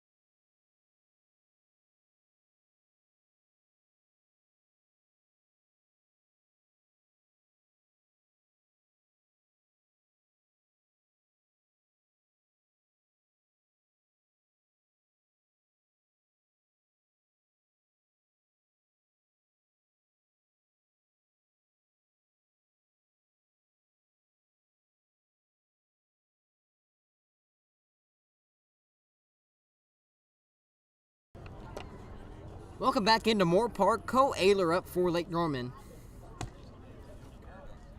Come on, Josh. As he has doubled and singled tonight.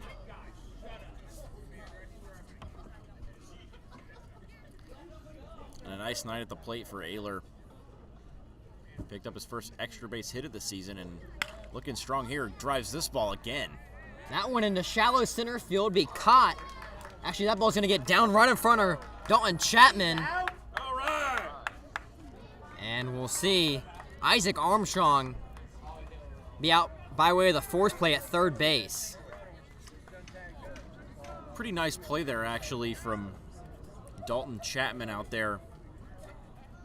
A smart decision to maybe let it drop in front of him and instead of trying to go after the diving play like he had earlier, 21, Matt and then just Goldison. throws it on a line for a big second out. Kind of an easy single right there from Cole Ayler. So there wasn't runners on base to be a pop out, but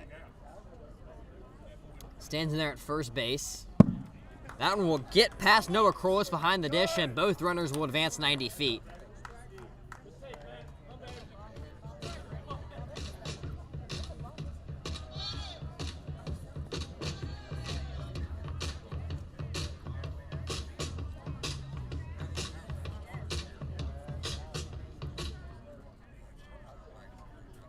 It's a 1-0 count to Matt Goldisich. And that one off the glove of Corliss once more.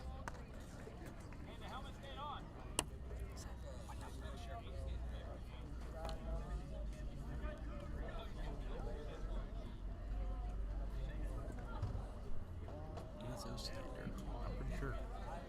Yeah. As we see Josh Osander on the bump for Lake Norman now. He's playing DH and getting some time on the mound. And he's been pretty good in his limited appearances on the mound so far. Hasn't given up a run in his last 2 appearances, including a scoreless inning with 2 strikeouts against the Copperheads on June 10th in their last meeting. Yeah. And the fastball just misses low from Osander. Goldis is maybe lucky to have another life in this at-bat. We saw his helmet fly off last time. They've attached some chin straps potentially to keep it from falling off anymore. 3-1 on the way. And tipped into the glove of Noah Corliss for out number 3 and strike number 3. Corliss steps in a sticky situation, but reduces the damage. And we'll be back here from Moore Park. They put one across, but the Senators still hold a healthy lead.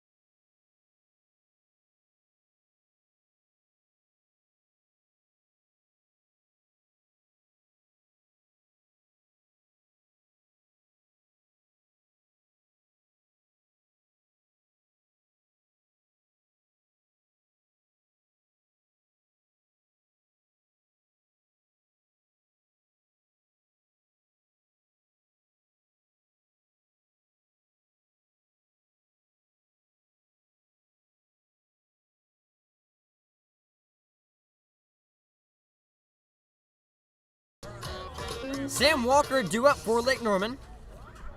7-8-9. And Jack Lopez back out there. It's a 4-run spinner's advantage, and just trying to keep that lead to a manageable amount for Lopez on the bump. Working out of the windup, up 0-2. Fastball just misses high. Yeah, you're just looking for a quiet eighth inning, I think, if you're the Spinners. You're just focusing on getting those final 3 outs. Some runs wouldn't hurt as well to make it easy on your closer, whether that be Josh Osiander or somebody else. 2-2. Fastball gets him looking. And back-to-back AB, Sam Walker has gone down by way of a strikeout.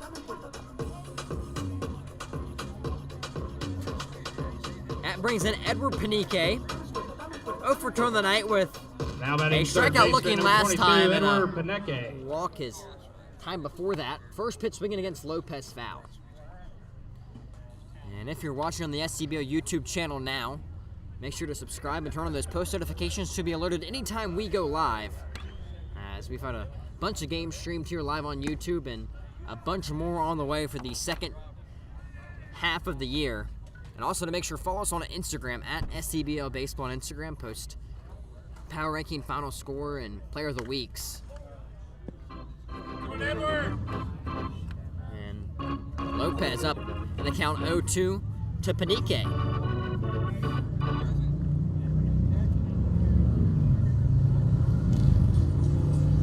Oh, 2 from Lopez, gets Panique on the curveball. That one gets past Matt Goldsich. Panique's gonna run down the first. The throw from Goldsich will not be in time. So an unconventional way to reach base, but reach base nonetheless. The second time he's done that without a hit tonight. The drop third unfortunate strike. for We're bringing the right Goldsich, fielder, but- number 6, Will Fowler. I think that'd only keep a little bit more pressure on Jack Lopez now on the bump. Bit unfortunate for Panique that he went after that pitch, but still got away with it. Fastball's a strike from Lopez.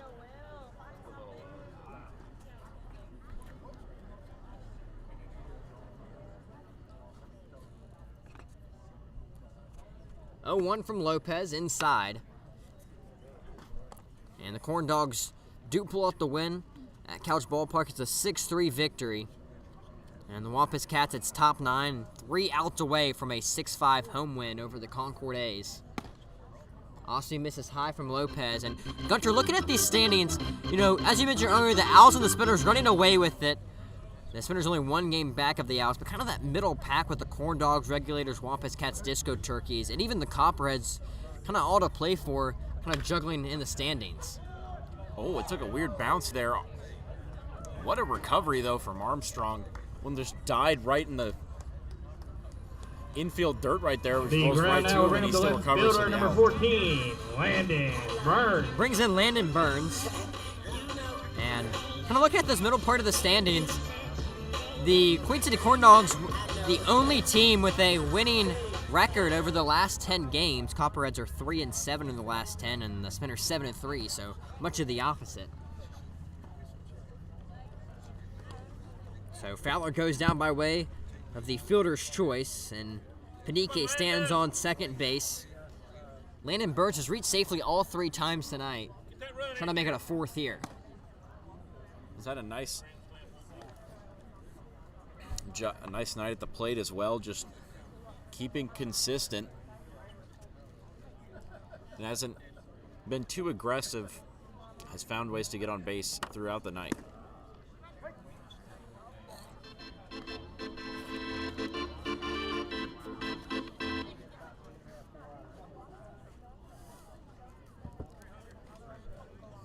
Lopez comes set. The 2-1 on the way. Lone in the dirt.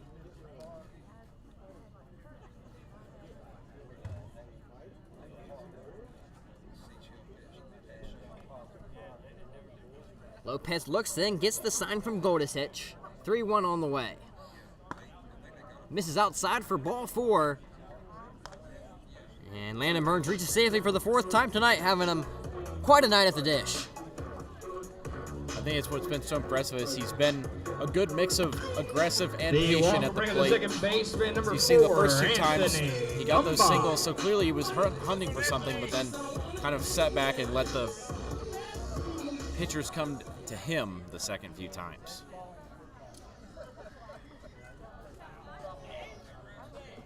Anthony Umbach now up for Mooresville.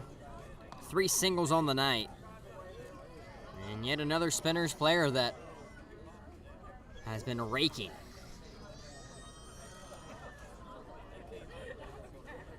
One to Umbach, misses in the dirt.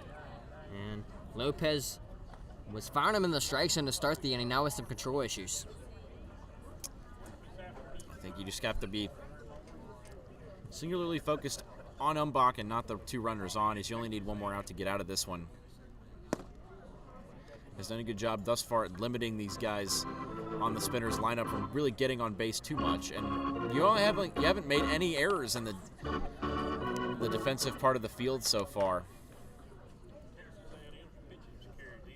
A last out here would be big. The 3-0. Misses inside, make it a 4-pitch walk for Anthony Umbach. And yet another guy that's reached safely 4 times tonight for Mooresville.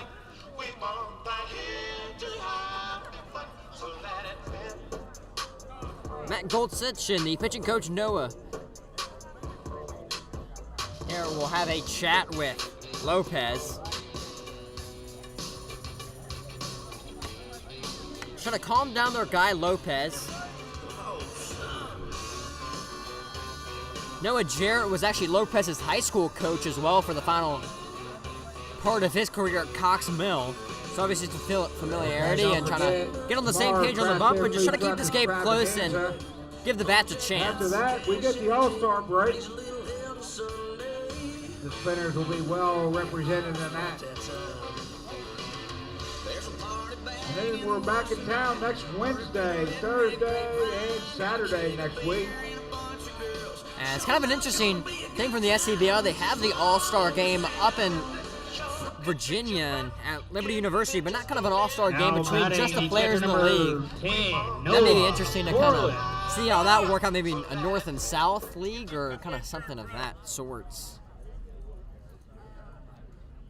Certainly the SCBL only expanding now with 8 teams in the league, with the Disco Turkeys and the Wampus Cats joining. It's a great league that they've formed. It is a little far for travel. I think it's great for North Carolina local baseball and a lot of guys getting to continue their collegiate baseball careers during the summer. Yeah, I mean, that'd be kind of interesting if they split it up into 2 divisions and win it that way. I guess you kind of have to go East and West or North and South. Maybe the North Division would be pretty stacked with both the Owls and the Spinners. That one's a drive to left field. Oh, my goodness. A grand slam for Noah Corliss. Kiss that baseball goodbye. Noah Corliss with He knew it off the bat. A no-doubter. He admired that one. And that's probably one of the farthest hit balls you'll ever see at Moore Park. Way out into the trees.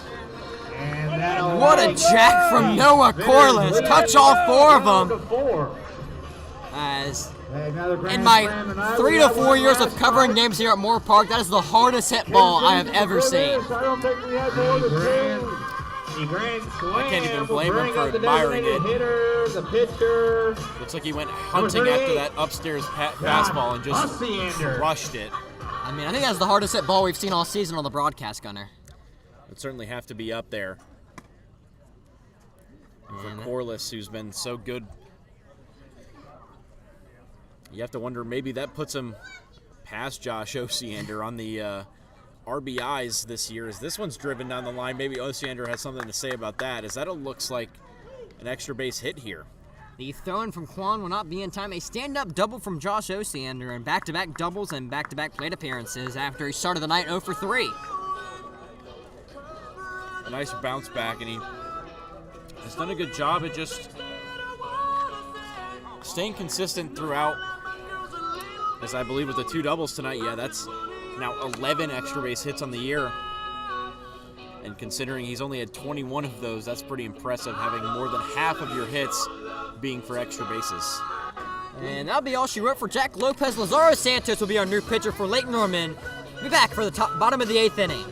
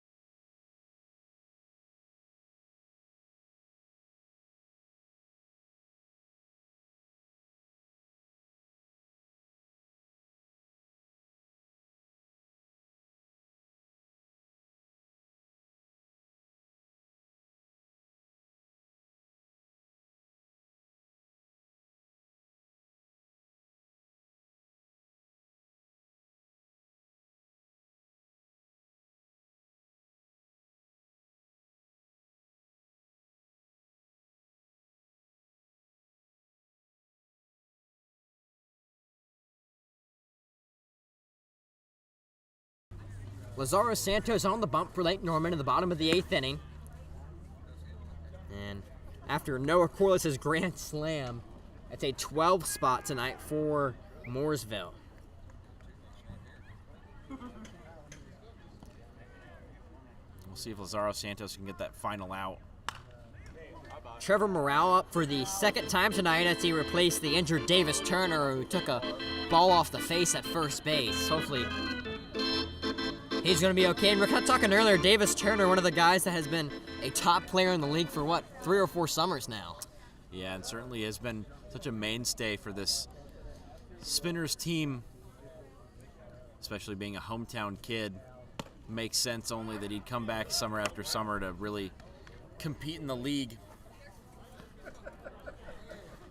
And alongside Josh Osiander and Noah Corliss and some of these other guys at the top of the lineup, the Spinners have the capability to do this every night where they hit a home run like that or score 12 runs like that.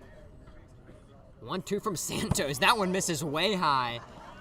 And we'll see about the easiest stolen base Josh Osiander will get in his career.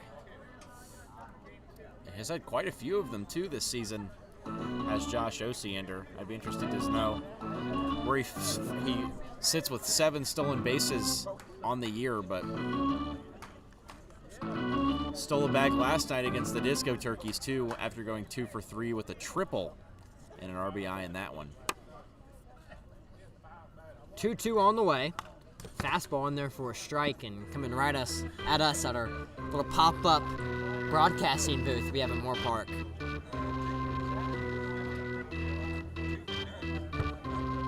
And Moore Park definitely with one of the more unique setups in the SCBL and kind of gives that small town baseball, summer ball vibe.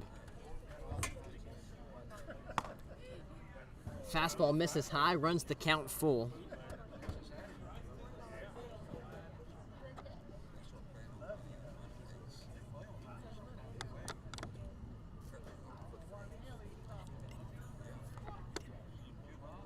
3-2 from Santos in there for a strike, but be fouled off from Morale.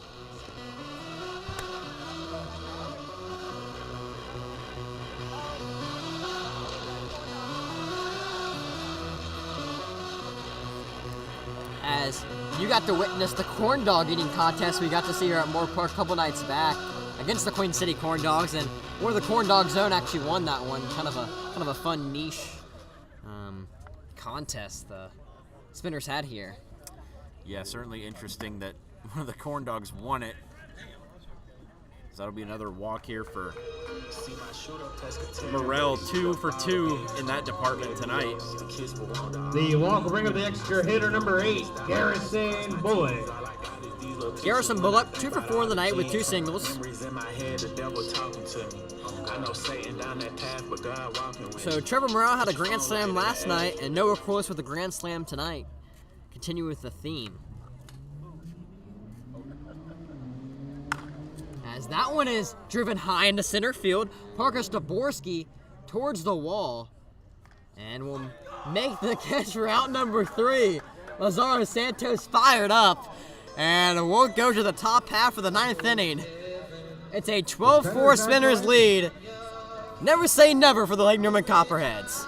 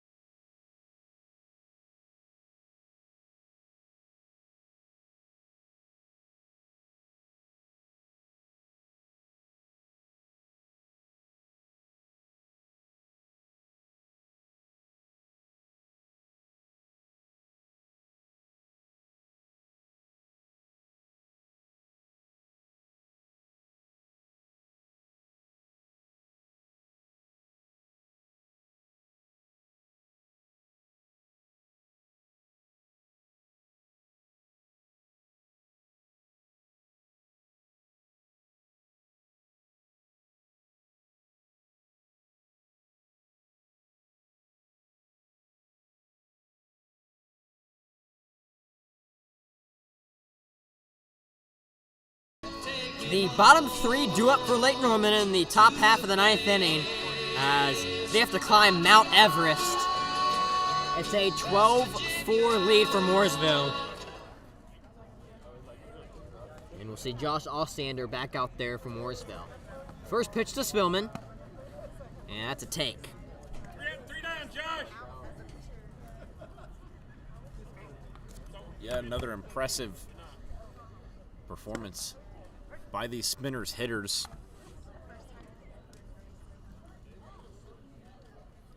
Ostander moves it to a 1-1 count. Pitch to Spillman, and a good off-speed right there. As this season, when the Copperheads have played the Spinners have scored 13 runs, and 12 runs. Have showed off their offensive firepower in a big way, and this one takes a weird hop. Over to Morel at first base, tries to flip it, but won't be in time. Cody Spillman reaches for the first time tonight. Did take a weird bounce, so I can't entirely fault Trevor Morel over there at first base, but the big brother to you would think he maybe would still be able to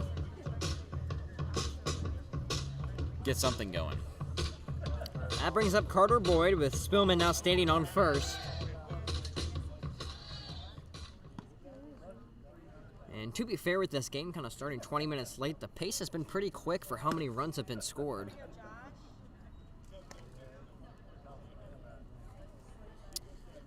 Yeah, approaching the 3-hour mark here, and considering no run rule has been put in place. Wonder how aggressive these hitters will be for the Copperheads, just looking to get maybe 1 or 2 runs across potentially to start with, and then maybe if you get at that point, then you can start to chip away run by run. As kind of the story of the night, you look up at the scoreboard in right field, 10 hits but only 4 runs. Runners left on base has been their kryptonite tonight. There's a good drive right there from Boyd. Watch out.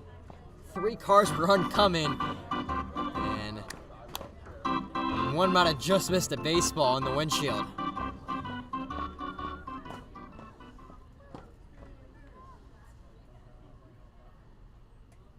One-two from Ossiander. Fastball misses outside, that gets past Corliss, and Spillman reaches second base.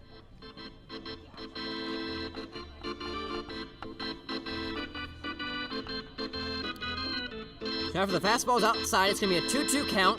Cody Spillman stands on second base. Carter Boyd up. No outs here in the top half of the 9th inning.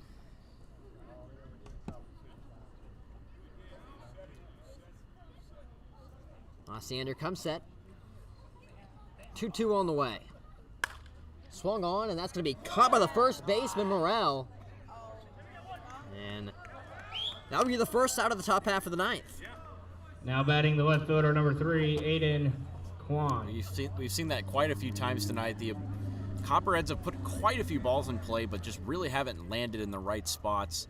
Isaac Armstrong twice comes to mind, and Carter Boyd right there, lining it right at the first baseman, Morrell. That brings in Aiden Kwan. Had that big 2 RBI double in his last time up, but it's a much different ball game now than it was after he hit that double.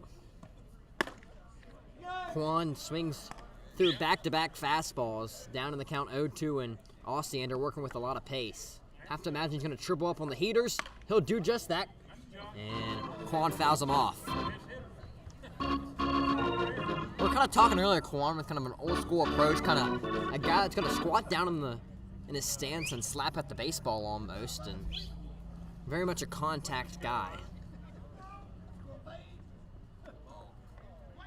And that's going to be a balk, so Cody Spillman will go to third base. Ossiander not a pitcher by trade. And now we see the field umpire having a word with the Spinners manager. Clearly a short discussion. I don't think Ossiander is too upset about it. Kind of interesting call. You don't see a balk call often, especially in a game like this with such a Spinners lead, but the rules are the rules at the end of the day. The 0-2 once more. Misses outside to Kwan. Throw one by him, Josh. You have to think he's just heavily relying on the fastball at this point. See if he sneaks in the off speed. And Ossiander sticking true to his guns.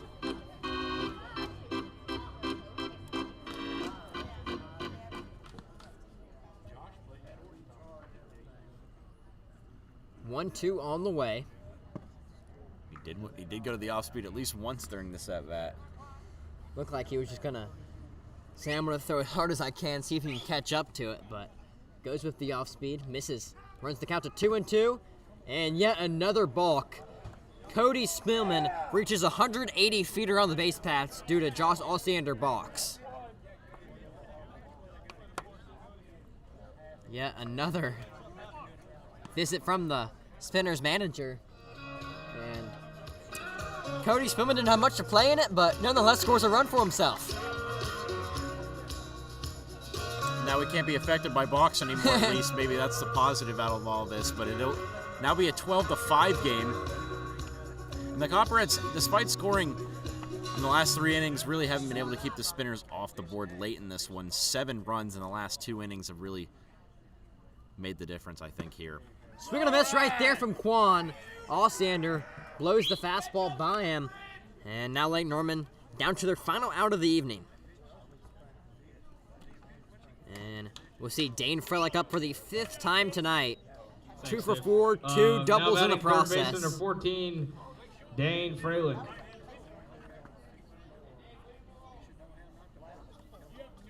First pitch to Frelick. And good off-speed stuff from Ossiander.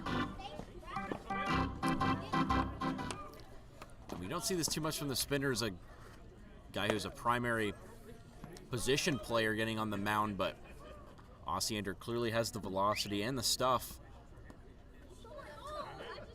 Likely a guy that did both in high school up in Pennsylvania before coming to Western Carolina and really just transitioning to more of that shortstop.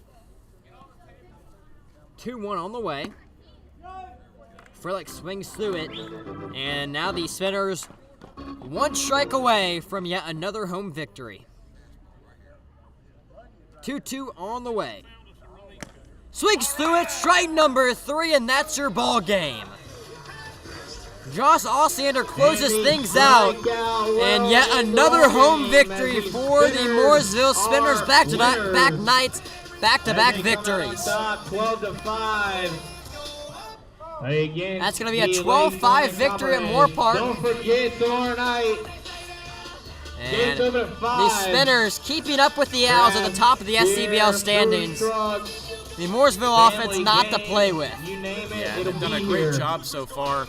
Gates open at 5. Game starts Really at nothing 7. could stop the Mooresville offense tonight. They did a great job in all situations, especially late in the game. 7 runs in the last 2 innings to close this one out. So the final here, 12-5 victory.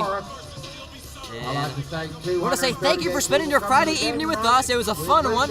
For me, Zane Metz, Gunter Schroeder to my left. Have a great rest of your Friday night, and we'll see you very soon. All-Star break next week. Make sure to catch us on Flow Baseball up in Lynchburg.